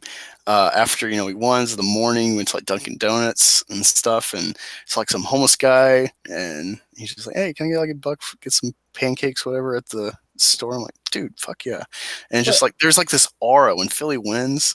There's an aura in that town of just like it's magic. Yeah, it's beautiful, Of course, we want more. The thing I was very interested in brotherly love. In the next year was like so much of the identity of Philly is Rocky, of like we're the losers. We just get back up, we support our guys, but we never really won anything since '60. You had the Phillies win the World Series in '08, but whatever, it's baseball. And so I was worried about like what's the identity of like Philly fan are going to be. It's like, well, we finally got it now, so it's like you want more Super Bowls, but like overall, it's like there's this feeling of like just let us win one before I die. And I'm in Ohio, so you got Cleveland Cavs that had miraculous win before the year before, so it's like it's great to be back to back with two different sports, but like with that same feeling of like we finally did it in the most crazy way. It's an epic team, and part of me was like, fuck, it's the Patriots, but the other part of me was like, yeah, it's the Patriots. Like, what better way to win a Super Bowl than to take down the evil empire, the rebels of the empire. Exactly. It was just, it was meant to be. And I cherish that. But do you ever go back and watch some of like the classic games that we've had, like classic Cowboys Eagles rivalry games, like the classic 44-6 in '08 when we barely got in the playoffs, and then we ended up going to the NFC Championship and almost beat the Cardinals to play the Steelers, and I was really rooting to play the Steelers that year. I would have loved. I mean, dude, I've always wanted an Eagles Steelers Super Bowl, but it looks like it's gonna be a while before that happens. Oh yeah, Steelers are imploding. But sorry, dictating this chat. Snowdub, let's get some football talk from you, because I don't know about Immoral if he cares about sports, but I know you're a Seahawks fan. Are you Beagle fans done? Jeez, God, you reminiscing of your you're getting into. All I care about is the Melvins and Nirvana. So funny. Well, my story is it's kind of like my 5 minutes of fame. Actually, the year we won the Super Bowl, what was that 48? I put out a song that year, and it actually got on the radio and got on the local news up there. And the funny thing was the Super Bowl was great. I was with friends and family, and we all cried, boo hoo hoo, all that stuff. But the thing for me was the following year, because my song actually kind of gained some traction. And if you go to my channel, it's the one video that has the most views. It's almost at 10,000, I think, but it's like the third time I've uploaded it. I've had it over 10,000 a couple times, but I had a nice little run there. And my big moment was the following year, the NFC Championship game. I was at that game, and we played against the Packers. And the Packers were whooping us real good, and came down to the fourth quarter, and they still call it one of the greatest comebacks in playoff history. But we managed to rally back in the last 3 minutes of the game. And I just happened to be hanging out with Richard Sherman's mom. Niner fans in the chat can recognize that name. But anyway, Richard Sherman's mom and some of her family. And after the game was over, we made this miraculous comeback win in the playoffs, and we're going back to the Super Bowl. Of course, we lost to the Patriots, but that's another story. In the dumbest way humanly possible. Yeah, we should have ran the ball. I know. But anyway, I got to go on the field afterwards with Richard Sherman's mom and Marshawn Lynch's mom and that's pretty cool. Earl Thompson's mom. And I got a bunch of autographs from some of the players and football signed by Paul Allen, who's kind of known by Microsoft people. He actually just passed away recently. But anyway, I had a nice little moment, and my 5 minutes of fame, that stupid little anthem that I made some great memories for me for being a Seahawks fan. That's awesome. Honestly, with that Super Bowl, so I was at Fort Drum. I think that's the first Super Bowl I watched with my wife. So she's not used to like football fans watching the Super Bowl. And like, regardless if it's my team or not, it's like, yeah, I pick a side. Well, okay. This last Super Bowl, I was like, I don't care because I hate California teams, especially LA, because they're phonies, all their fans. And the Patriots is like, part of me is like, it's a real feat, just an objective fan. Get 6 Super Bowls with quarterback coach duo and the free agency and keeping the consistency.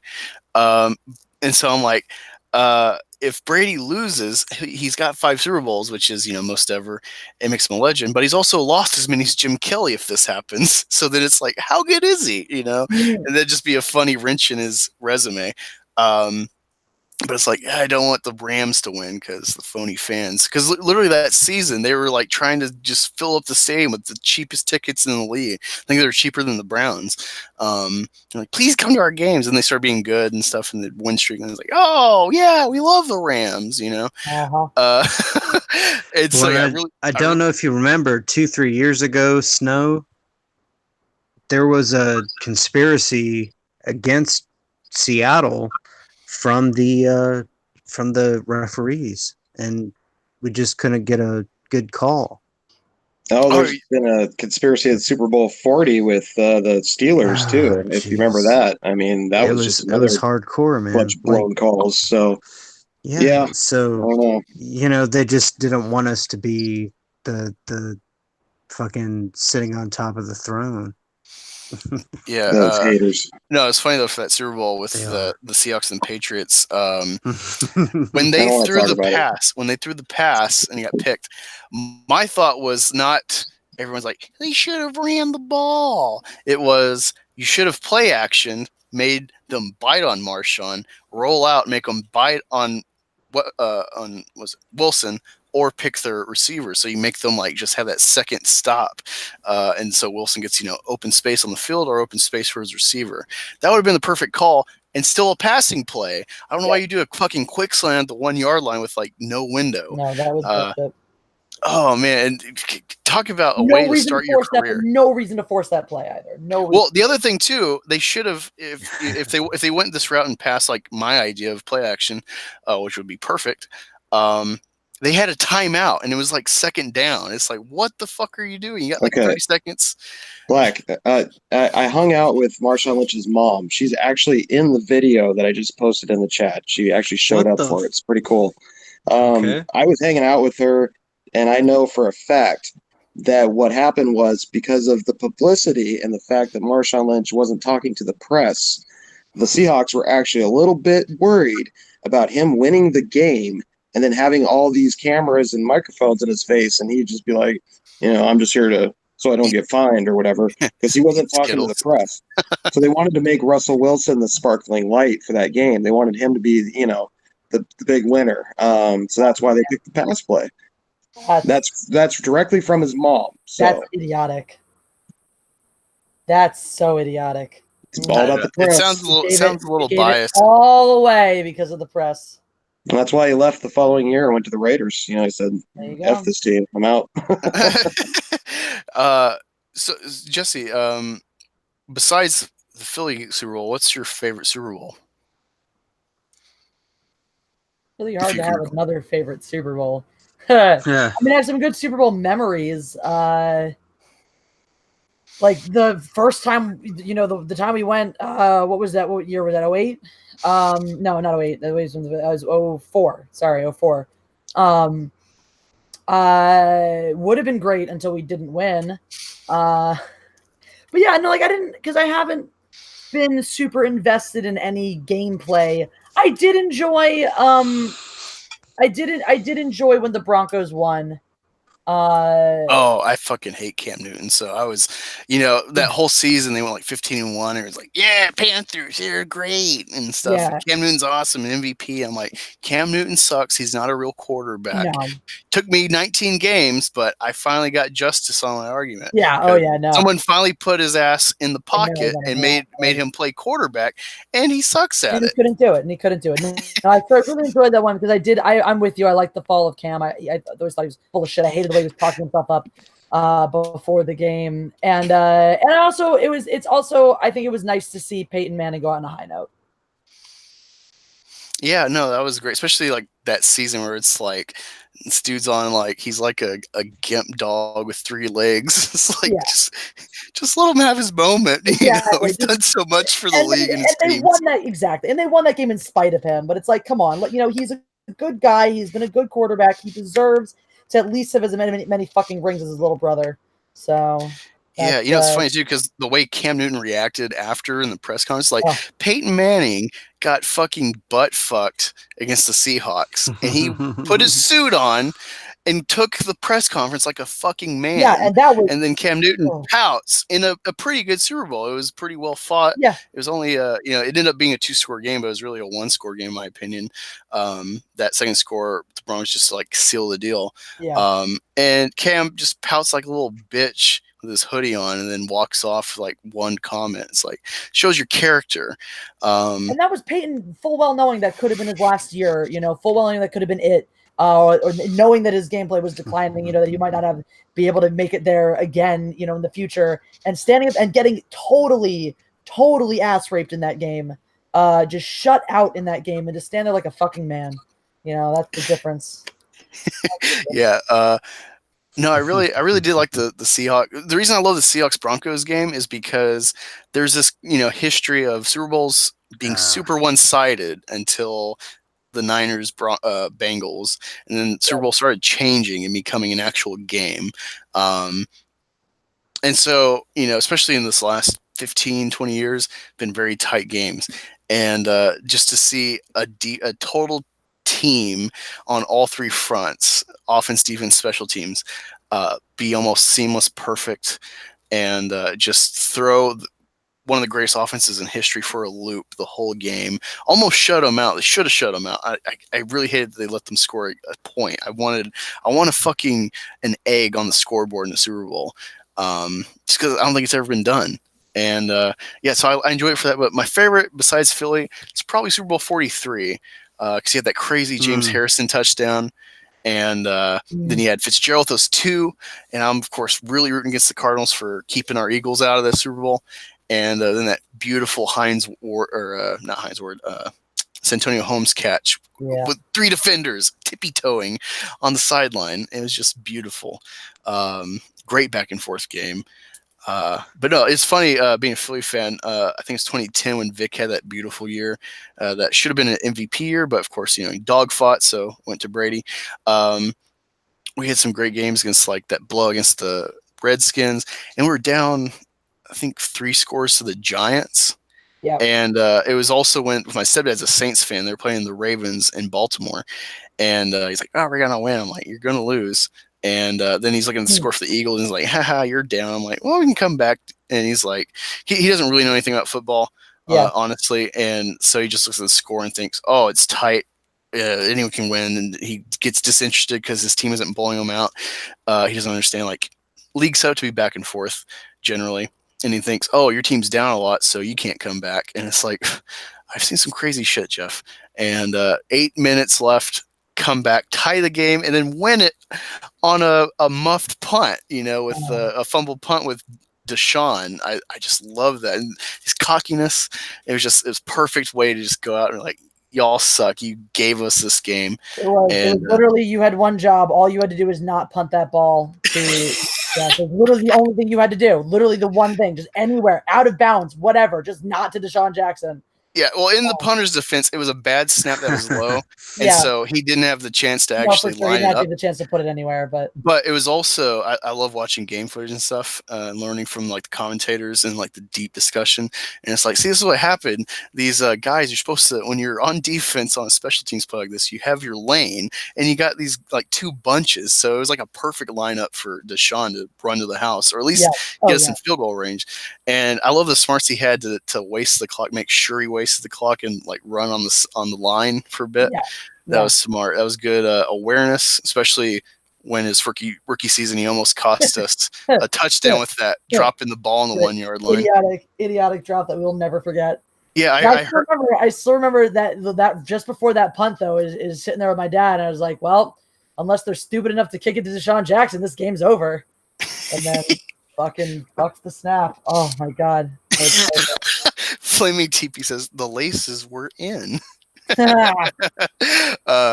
No, I'm trying to think some other crazy Philly games. No, I just even some of the tight games we've lost. It's like, well, it was a good game regardless. Fine with it. Like the Patriots one we lost, like that's damn good game. It was back and forth, so nothing to complain about. And that was, what was that? Deshaun playing through the ACL tear and Donovan playing with the flu. Terrell broke his ankle, and he came back like a month. Sorry, Terrell playing with the broken ankle. My brain is are two greats. I'm so happy. Pretty much, I'm so happy Deshaun's back. By the way, I am not. He's a bitch. No, I fucking love him. He's gonna do wonderful things. No, he is a one-tune. He's a one-trick pony. He just goes fast down the field. And that's exactly what our team is missing. What we need. We are missing that, but Torrey Smith can actually, catch intermediate and short passes, and he has a game. I'm sorry, but Deshaun Jackson can actually catch the ball. Were we watching the same Torrey Smith 2 seasons ago? Because Deshaun Jackson can actually catch the ball. So I'll take that. Nah, Deshaun Jackson sucks. Okay, this is why I love T.O., because people can talk about him being a prima donna and stuff. If you watch his gameplay in his career, he's a goddamn linebacker at wide receiver. He throws people off the route. He throws blocks for his running back. He's there to win the game. Well, that's why our breakout receiver this year is going to be J.J. Arcega-Whiteside. And Deshaun, he's there to sell the route on a run play, and that's fine because we need that. No. That's his job on a run play is to sell his route and perhaps block or stall the defender. He just gives up. Ball isn't coming to him. He quits. He has horrible body language that should. He's the Jay Cutler, in my opinion, of wide receivers.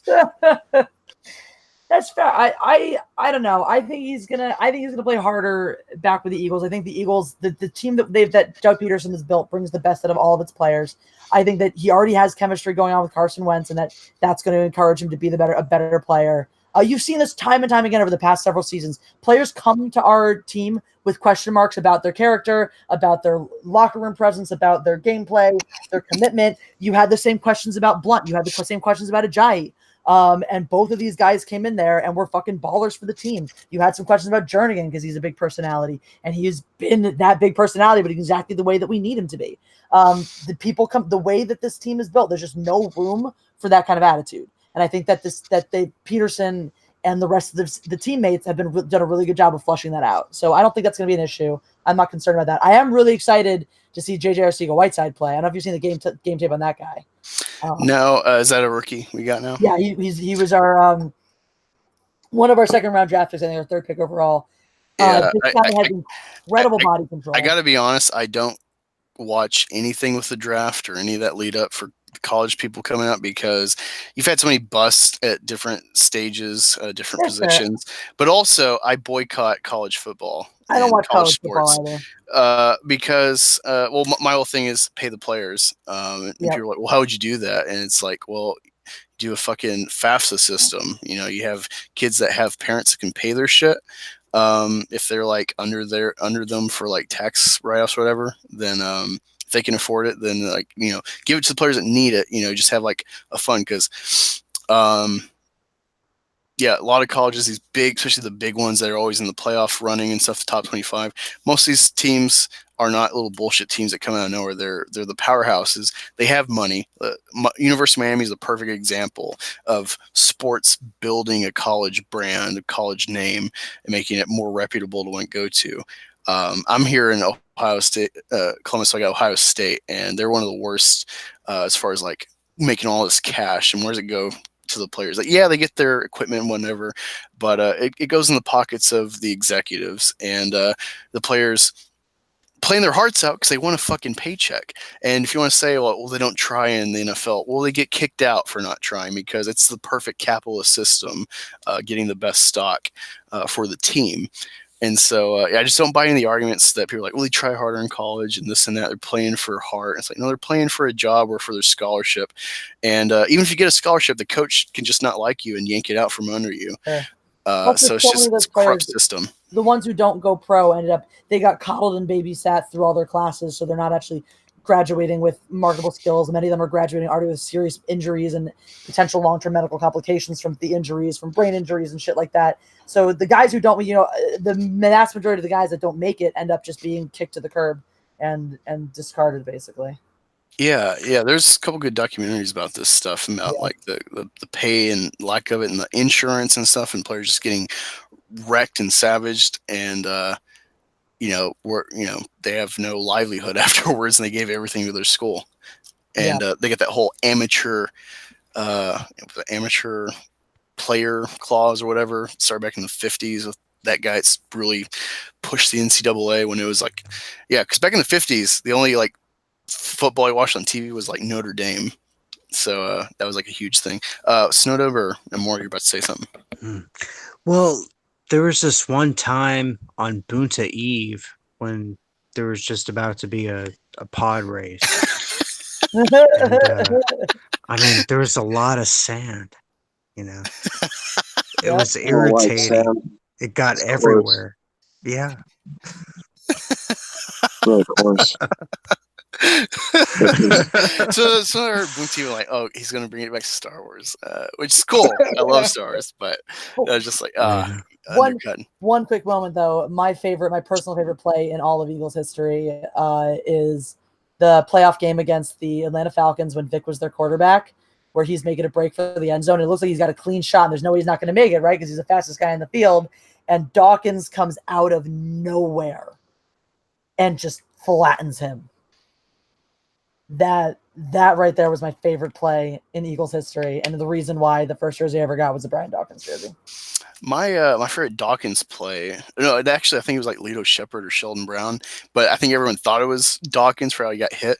It was when it was like deja vu when we played the Saints. We lost in the Superdome. We were down like 21-3, and we lost like 27-24 or whatever. And the same shit happened in the playoffs. But early on, and I was listening on the radio at the time because like we had like a thunderstorm or something, so all the power is out. But I saw the replay. It's one of my favorite scenes. Is that Reggie Bush goes out on the flat, catches a pass from Breeze, and gets laid the fuck out. And you think like, this guy is not going to come back in the game. And it's just be like, that is beautiful. And I hate that, I get it, safety and all that, and it's really just money. And it's like, disappointment with fans when you have like season going well, and then like that one player that's key gets knocked out and ruins your season. But yeah, I love the carnal nature of football, and I hate that it's getting more and more pussified, unfortunately, in my opinion. Yeah. I don't know if you followed any of the new rules that they're enforcing. They've reinterpreted blindside blocking. Like, there'll be no blindside blocking. They've interpreted it as if the defender is connecting with a player shoulders first, and it's above their waist, but they're coming at them, moving either parallel or towards their own end zone. So basically, you can no longer come behind the quarterback and sack him unless you're, I guess, wrapping up. You'd have to like wrap him up around the waist with your arms, because you can't hit him, on the legs, and now you can't hit him. You can't just hit him. You have to actually just wrap him up from the waist up. Otherwise, you can't actually take him down from the back now, because everything they're doing is to try to protect the franchise quarterbacks, and it's really doing absolutely nothing to. When it happens is you'll see, just like the way they changed the tackling rule last year to your helmet can't be the first thing to come in contact, whether or not it's with force or lowering it, was you saw all these ridiculous injuries that a lot of the defensive players were getting because they're contorting their bodies in all these weird ways to make sure they're not drawing this penalty, and they're ending up tearing their ACLs, tearing their Achilles, fucking themselves up, trying to make sure that they're not, drawing a flag. Yeah, you know what? It kind of, in an odd way compares to, it's like battleships. It's like battleships have a specific purpose to just cause havoc and annihilate the enemy, and they become useless because of we want smaller ships, more ships on the seas and whatnot, submarines, etc. It's just a huge liability. All the investment put in is not worth the risk, and it's kind of how it's becoming for defensive linemen, where you want these huge guys that seal up the holes and can break through and get the quarterback or stop the run, and they're becoming obsolete given the way the league's going. It's just like, oh god, I love great sacks because like it gets in the quarterback's head or he gets hit. It's like, all right, he's a little tense. Oh, I gotta speed it up a bit. Oh god, I don't want to get hit again. Like, fucking protect me, guys. Exactly. That's great. Dude, no, I love seeing Brady play after he gets hit because he plays like such a bitch once he's gotten hit. Oh my god. Oh, he gets so pissed. Like, yeah, I get you're pissed, but like, it gets under his skin. It's like, they touched me. Stop this. How dare they? And then he just throws the ball away because he's like, no. Speaking of Brady, this is okay. So I did a quick Super Bowl video. It didn't get any traction, but it was like, what I'm looking forward to in the Super Bowl tonight, and like nothing but bad shit happened. Where it's like, I can't wait to see now that I'm on Twitter, I can't wait to see all the tweets about how shitty the halftime show was. And it was worse than Coldplay, surprisingly. But didn't really see a lot of tweets about that. And then I said, I can't wait to see like all the awful commercials. Because I remember the Seahawks Patriots game when you first started seeing like these weird commercials like a girl, that's not nice to say, shit like that, where it's like, I don't need some feminist diatribe while I'm watching, like uber masculinity, Ball. Yeah, and so you get shit like that, and then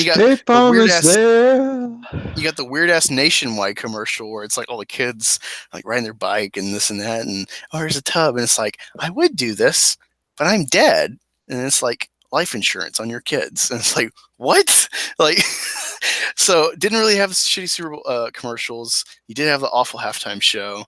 One thing I wanted, besides Brady losing because of the 5-4 ratio, also when he lost to the Eagles, he already recorded and was ready to drop the 6-time Super Bowl champion video. He pre-recorded that shit and then lost to the Eagles. And it's like, I would love to learn that he did this 2 years in a row. Oh my god! Yes. How embarrassing is that? That you're like, you just think, oh, there's no competition here. Yeah, it's just, I got this. Yeah, fuck you in another team.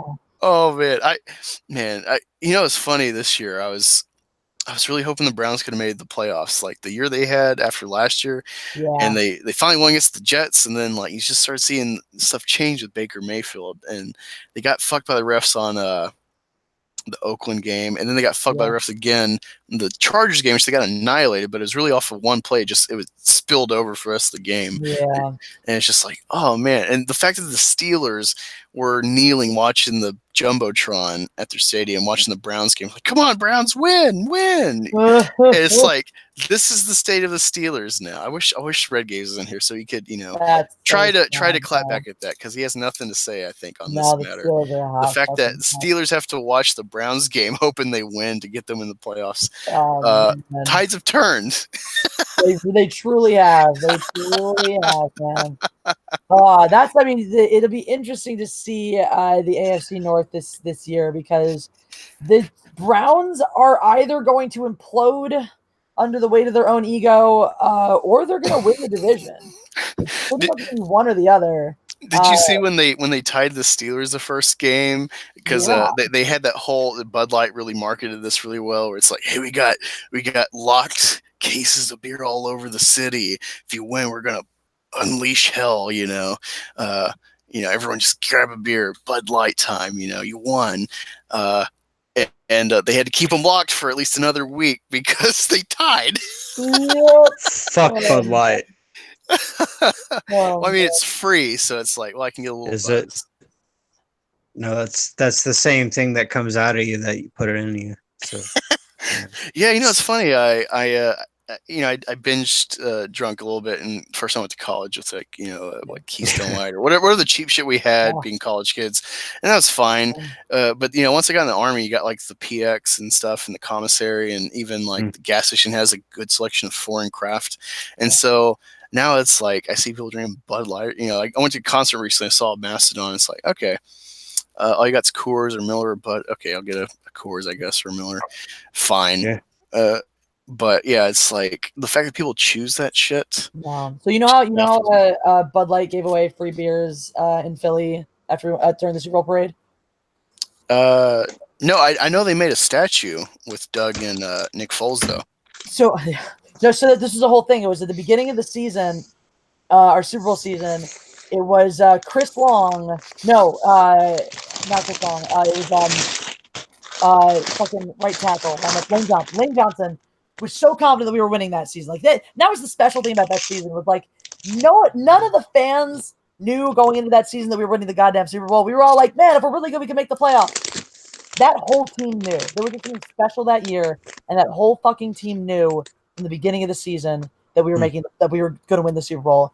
To the point where Lane Johnson tweeted out at the beginning of the season, he's like, "Hey, so when we go ahead and win the Super Bowl this year, beers are on me," and just totally, and everyone's like, "Okay, sure." To the point where Bud Light retweets this, and they're like, "All right, Lane Johnson, we'll make you a deal. If the Eagles go all the way and win it all, beers are on us. We'll give away free beer, free Bud Light." So, and of course, not thinking this was actually going to happen, but they did. And fucking Bud Light was giving away. They had little stands set up on the parade route. We were giving away free Bud Light all day. And I was like, that's too bad. So, of course, Yards Brewery, local Philly brewery, for those who don't know, comes out and they're like, Philly deserves better than this shit. And so they were giving away free beer at Yards. So I was at the parade. I actually my flight was supposed to go back a few days later because usually the parade's like Tuesday or Wednesday. So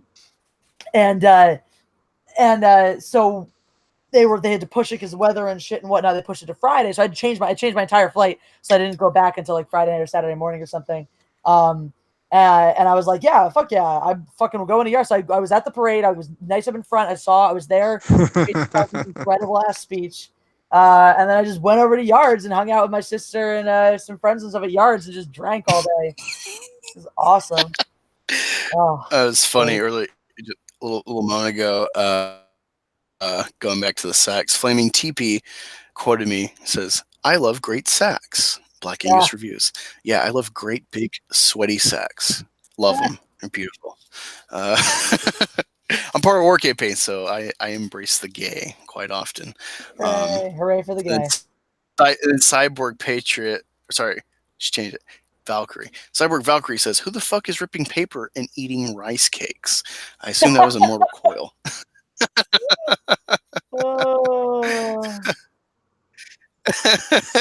You wish. You wish. Oh, God. What are you eating, Immortal? That is private. Dicks. Dicks. I say it's dicks. Definitely dicks. Oh my god! So, what are some movies this year you're looking forward to? Getting back to non-football stuff, you fucking crying chat, sports. What's some stuff you're looking forward to this year, if anything? Spider-Man. Really? Yeah. Okay. Let me get this. Let me go back. Let me get a little Jeff Hicks on you. How do you feel about the original trilogy of Sam Raimi? Sam Raimi. I think I feel the way most people do, which is like 1 was really good, 2 was really good, 3 was utter dog shit. Okay. So I got a little perspective. Okay. And how did you feel about Homecoming? I liked Homecoming. I did like Homecoming. I do. Okay, so here's the thing. I think that canonically, Tom Holland makes a better Peter Parker than Tobey Maguire. Now, Tobey Maguire's Peter Parker was great. I mean, his Spider-Man, all those movies were great in the way he did that character. But just if you're talking about the high school student, Tom Holland embodies that character. Now, I can see and I agree with some of the criticisms that, like, okay, because of all of Tony Stark's technology, the suit's doing more work than he is. But I think that that's something that's not going to continue to be the case moving forwards. I think we're hopefully going to start to see, and that's why I'm interested in following it. And that's why I am interested in Far From Home. Is I think you're going to start to see a Spider-Man who steps up and owns his own power. Now, here's what I'm curious about. Edward Norton, do you think he did a better Hulk? Or do you think... It's been so long since I've watched that. I really liked his Hulk. I really liked it. I love Edward I would Norton love too. to hear your perspective, Jessi. The one thing that I would say is I don't know that Edward Norton would have gelled with the cast the way Mark Ruffalo does. That's the only, and that's pretty much the only thing that I have to say negative about his Hulk. So in terms of in terms of his performance, in terms of the subtlety of it, the way he played the Bruce Banner character, the relationship his Bruce Banner had with the Hulk, with Steven Tyler's daughter. Oh yeah, I mean yeah, but I mean the relationship, his relationship with the creature, you know, I thought was all done so well. I thought I really enjoyed his take on that character. I thought it was so grounded too. Like it was so real and grounded. And I absolutely loved that. Again, the only thing I would say is I don't know that Edward Norton gels with that cast the same way that Mark Ruffalo does. Yeah, I never saw The Incredible Hulk when it came out, so leading up to Civil War, me and my wife watched the whole series, so I checked out Incredible Hulk, and my wife loathed it. I loathed it as well, even though there's little elements on rewatch where I'm like, okay, some of this elements with like him trying to control and stuff, and like the little, they make it a joke, but like the reality of like, well, I can't get my heart rate up, or I'm gonna Hulk out, so no sexy time, stuff like that. Where it's like, okay, there's some awareness, but then they cast the dude from Oh Brother Where Art Thou as like the doctor who's gonna become like another Hulk thing with the blood contamination, whatever at the end, that tease. Just the Abomination sucked. The Eli Roth as the Abomination was just awful. The Abomination was terrible. Everything about that movie is just so forgettable, in my opinion. And I don't own it for my series of the MCU.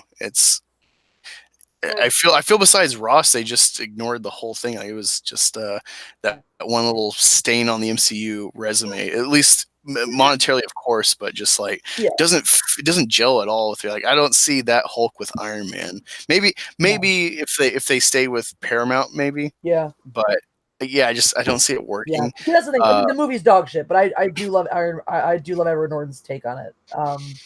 But yeah, no, I don't either. I don't see like that's when was the last time you saw Edward Norton in an ensemble film? Well, I always heard that Edward Norton was like a huge dickhead to work with. So it doesn't matter if you're watching, American History X or, Fight Club. Like he's just like a huge dickhead to work with. Yeah. So even though he might have been the best Bruce Banner, aside from Hulk, I mean, I really think that Ruffalo did a much better Hulk. Maybe not the best Banner, but the pow pow pow, slamming your brother on the ground. Yeah. I don't know. I think I don't think a good Hulk movie could fit in the MCU. I think a good Hulk movie probably needs to be rated R, just to like really get in the nitty gritty of like the character. Have the ability to like just be adult with it, that they're not going to do because they want to sell toys, which is kind of stupid because I'm pretty sure, like, I remember when I was a kid, they sold Alien Resurrection toys, so. Well, so what'd you think of Professor Hulk, Angus?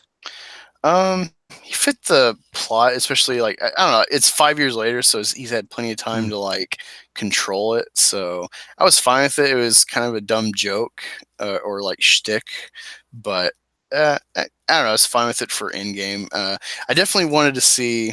Let me see. I there's that whole Thanos theory with Ant-Man, which is logical. Did you say Thanos? Yeah. There's the Thanos theory.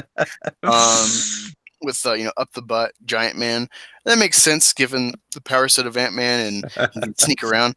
But honestly, I really wanted, aside from the joke, I really wanted Ant-Man involved with the fight with Thanos. I really was hoping that they would have something kind of mimicking Apocalypse, where Quicksilver is kicking Apocalypse's ass, but then Apocalypse catches up to him and then puts him in his place because he's like a fucking god. And I was hoping Thanos would have a scene where it's like, he's getting distracted with everyone fighting him, at least the first three that team up on him. And then like he gets the gauntlet and he's about to do something. And then like Ant-Man slips in and goes subatomic, whatever, then like pops a stone out before he snaps. And then, you think like Ant-Man's going to save the day and, stall. But then like Thanos, slows shit down, slams it back in, but then the fight keeps going or something. I thought they really missed an opportunity with that. They missed an opportunity with having Hulk engage Thanos directly to, channel his anger with Black Widow. Oh, Black Widow. Yeah, that's true. I didn't even think about that. That is definitely missed up. Yeah, but overall, I loved it. It's just that stupid, cringy female scene, which totally undercuts the good setup of the girl power scene in Infinity War, which is like, yeah, I can totally tell this is like a girl power scene, but it feels natural. You know, with the is it Okoye, or I think it's Okoye, and from Wakanda. Yeah, no, there's like it's Nakia is the girlfriend. That's what I was gonna say, her name. But yeah, I really hate Black Panther. I did a video about it, and I talk about the. All right, so I just want to give you my perspective as a black guy why I hate Black Panther, Jessi. Because you hate black people. So okay, so self-hatred, racist. So they set up like, oh, here's where we got the vibranium from space, and it made this area flourish in Africa, and we kind of section off, and they show us like, slavery and the world wars, we just kind of ignored that. Fuck everyone else. And they just gloss over it. They tell you right away, like, this is a bad society. This is a society you can indict for sins against their brethren, especially because this is a whole, like, so that's why Killmonger is kind of endearing with his kind of Malcolm X push against, like, T'Challa's sort of Martin Luther King push, that dichotomy. But what's stupid is the whole setup leading up to it. So he has a good setup introduction in Civil War, and he has a completed arc. But all right, so it starts in Nigeria, in Lagos. All right, and then you have like 11 Wakandans get killed on not a retreat, but like I don't know, a charity thing, outreach or whatever. And everyone freaks out, and the king T'Chaka is like, we need the UN to fix this. Can't have these fucking superheroes running around and getting people killed and this and that. That's like the last straw after Sokovia. And it's like, okay, fine. And then Black Panther, with this whole push, and they're making this, fuss about the few people that died as collateral damage in Nigeria, which is, mind you, 3,000 miles across the country, or across the continent. But then Black Panther can do willy-nilly in fucking North Korea and cause havoc on the streets and almost slaughter someone in front of everyone. That's fine. And they never addressed that as, like, disingenuous of their stature in the UN and their push for the Accords. On top of it, you have them doing outreach in Nigeria for, like, poverty, whatever, but they ignore Somalia, which is about 1,200 miles away, which has been like a 25-year civil war, 1 million people dead. And they also ignore the Rwandan genocide, the tribal genocide, which is about 1,000 miles away. And so it's like, this isn't a fucking hero for black people. And they try to indict white people. They call the guy who took a bullet in the back and could have been paralyzed without magic balls in his back. First thing they say when he wakes up after taking a bullet for King T'Challa and his girlfriend is like, oh, not today, colonizer, or whatever that shit. And it's like, are you kidding me? You're gonna, like, bitch slap him with this backhanded comment? And he took a fucking bullet for you, not knowing who you are, not knowing the lies you've been living in this super nation, and that's what you say to him. It's just fucking awful. And also, they want to cry about Whitey and stuff with that colonizer comment, and like, yeah, we're gonna take back what Whitey's taken from us, and we're gonna weaponize black people. They ignore the fact that, black people are all over the world. A lot of them in America are Christian. You got Santeria and voodoo and shit, and like Haiti and the Caribbean. You got the African tribal religions. You got Islam. You got people that have different ideals despite their race being the same or united in some degree. And there's one more point. Yeah, they cry about Whitey, and then they never address that part of the at least the Atlantic slave trade was black people selling their slaves to the white man from tribal wars and shit. They ignore that. There's first still fucking slave was owned by a black. There's still a Hatfields and McCoys culture, Yeah. if you will, in West Africa, where it's like, oh, your name is this? Yeah, you people sold my people, so fuck you. There's still a huge dividing line just off of names and stuff from that stuff, and they ignore that just to indict Whitey, you know, in this plot. And everyone's like, Killmonger's so great, and it's like, yeah, he has legitimate arguments, but he's kind of a Magneto. It's like he's got flawed logic, you know. And it's just like the way they prop this up, and they think like we was kings and shit, and Abe Bombay. It's like, this is not a hero for black people. If anything, it's a fucking villain. Yeah. He's let at least 12 million, and that's not even counting, you know, you can argue the Islamic slavery of black people, which is like 200 million estimated. Yeah. Yeah, I mean, that kind of goes back to like what my friend Isaac was talking about with it, where it's like you have a film that's the whole central point of it is like, this is black culture, and it's like, well, that's not correct, that's not accurate, because there's so many different things that are black culture, as you just pointed out, with different religious beliefs, different cultural practices, different backgrounds, different histories. And yeah, and there's a lot of I think it does raise a lot of questions, like which was one thing that I did enjoy about the film, though, is when you take the black out of it, you take the black out of Black Panther, when you just have Panther. You take the what out of the what? Because I think I'm gonna go to Twitter now. Take the black out of the Panther. But I do agree. Like I do agree with a lot of those problems with the element of trying to represent black culture when it's neglecting so many key elements of it.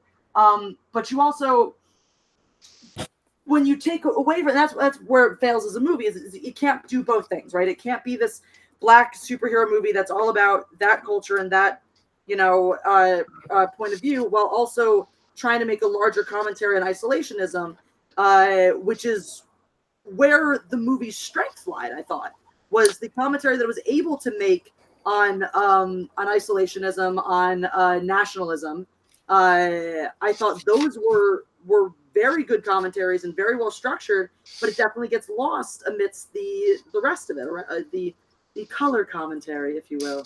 Yeah, you know, it's funny, all right? So this is another thing I noticed, because I don't know if you noticed, but I got like a 50 sub boost from Jeremy when he had Odin and Josiah on there joking about white Christian males and stuff a few months ago, and I was like, hey, I thought about getting a Black Panther helmet and painting it MAGA for a video, and I almost bought a helmet before that super chat, and I was like, nah, I'm just gonna get shit on, if I make this, and I backed out as no, I'm not gonna do it. I was worried about the algorithm or the feedback instead of just doing my own thing. That's what I was talking to you about, being cartoon characters, man. Like, it doesn't matter who the fuck we are inside. Like, people are just going to relate to us as our icon. So yeah. So I joke about this, and they might as well. Jeremy's like, go sub to this guy. He's going to do a MAGA Panther. And it's still something planned. I got the Panther. I even bought Panther claw gloves to go with the get up.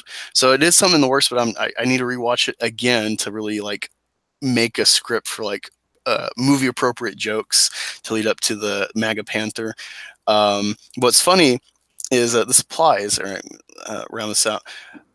One of the theme of the movie is said by Shuri when she's talking about the suit, and he's like, the suit's fine. She's like, brother, why won't you learn? Just because it works doesn't mean it can't be improved. And it's supposed to be a reflection on the whole ideal of Wakanda and stuff. All right, and so eventually the plot ends up being like, oh, fuck you, forefathers, for everything you've given me, being king. You've maintained this society that I'm benefiting from, but yeah, fuck all you, because what we ignore, which is ethically an argument, but it's like your success is someone else's failure. It's just the nature of life, really, especially Animal Kingdom and stuff. We're animals, and it reflects. It made me realize it reflects an awful culture, I think, where there's this whole push of like, America was never great, the clap back at Make America Great Again, and it's like, yeah, we've never.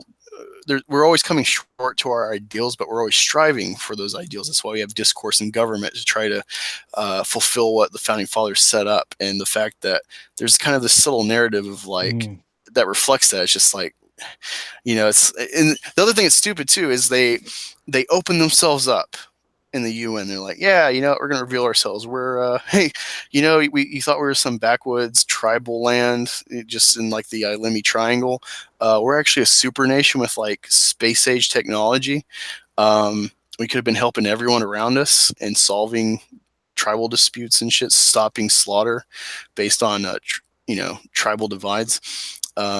Sorry, but yeah, now we're going to do business and we might get a Starbucks in our town.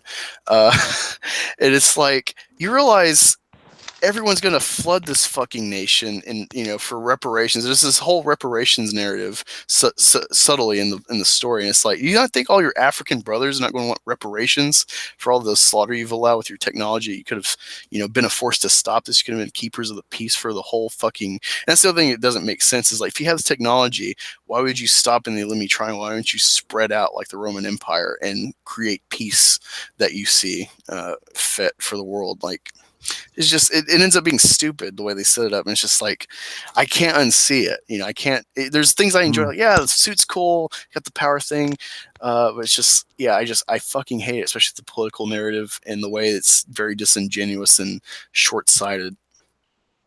Well, I'm just like, God damn it, X-Men! Why can't you pull your fucking ass together? Jeez, because that's like the perfect fucking metaphor. Like T'Challa and everything that they're fighting for and everything that the X-Men stand for. We can't get like a fucking decent movie because these Hollywood assholes can't get their fucking heads out of their fucking geek think takes. Fuck.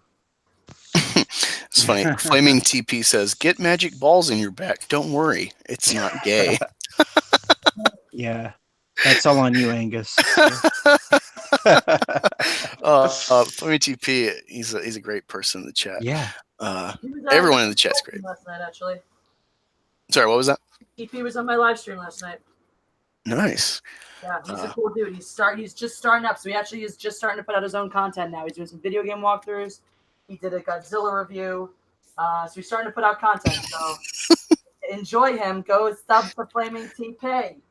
Yeah. I'm actually going over there right now, actually. Tear it up. Snowdub, you've been quiet. Snowdubby Dub. Gonna mute. Did you fall asleep, old man? You made him nervous.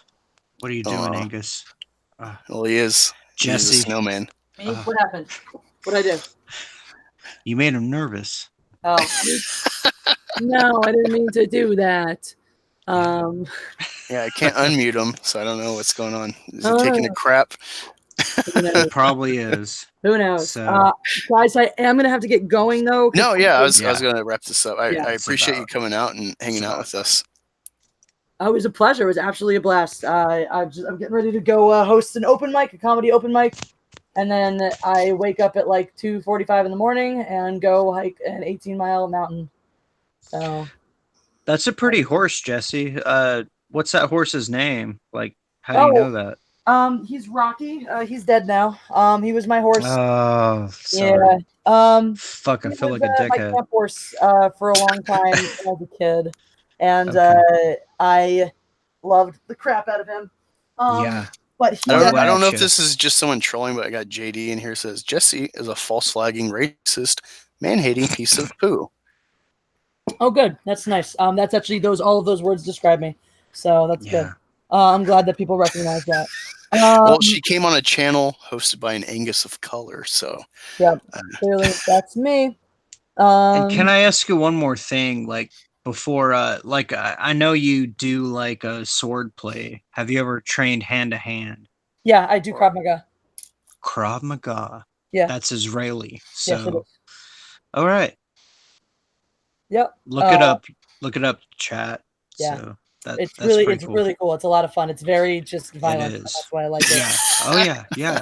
I enjoy violence. But yeah, actually, the horse in the picture, I ended up buying him when I was in college because I got back into riding then. So I ended up buying him and had him for 4 years. And he was my soulmate.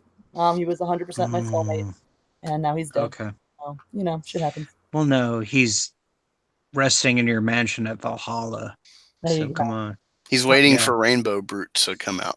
Rainbow Brute. Jeez, I can't wait for that. Oh my god, that's all right, Jessi. I'll let you go. I'll actually kick you just so you don't linger. But yeah, thanks for coming. Hopefully, you can stream again in the future. Absolutely, it'd be my pleasure. This was a ton of fun. Yeah. All right. Fly Eagles fly. Fly Eagles fly. All right, yeah, chat. Dude.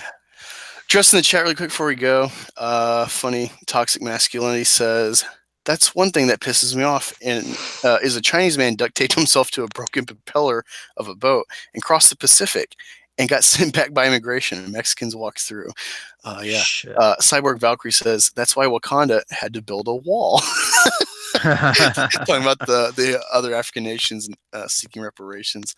No, it's funny. Yeah, I remember right before I did St. Germanis, I shared a meme I found on Facebook where it's pretty much saying like, people don't realize that Black Panther is this huge success. It's about a nation that, builds a wall.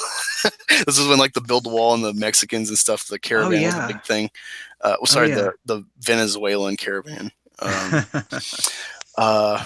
Not seeing another comment by JD, so I don't know if he's a troll or if he's a real Jessi hater, but sorry, not sorry, I guess. Got Lethal Lightning in here saying bigots. We got Cyborg Valkyrie says anus of color. Yes, you can feel free to check if you want to meet up sometime. Toxic Message says penis. All right. So thanks for coming by, guys. Be sure to sub to Mortal Coil. Snowdub, he's being quiet for some reason. You know us by now if you're in here. Yeah, go check out Mortal Coil. He got over 100, but now he's kind of stalled. He's like at 105. So let's help him out. Check out his content.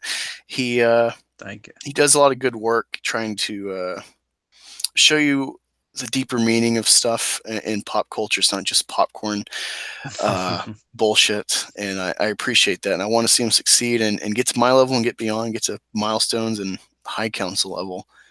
Thank you, so sir. Let's help him out. And Snowdub, he's one of my fellow bigots. Bigots a symbol. He's quiet, so yeah, but go check him out. He had a good stream the other day. He's streaming more, and he's putting out good music, so support him as well. If you like rap, 90s kind of funky stuff, West Coast. So yeah. Let's see. Cyborg says the only place I'd go on dudes would be from behind if you're into pegging. Well, I'm bi, so put the pieces together. Comic skate gay friends. All right. Thanks for coming. Talk to y'all later. Come by Friday for the pre-Senate subcommittee, I think episode 14 or 15. And next week, I'm hoping to have Heroic Studios on for an interview. He's not Comicsgate purist, but he's supporting indie comics. He's had multiple comic skaters, creators on, and we helped get him over 100 the other day. So I know some of y'all are in the chat from that chat last night. Thank you all, and see you around.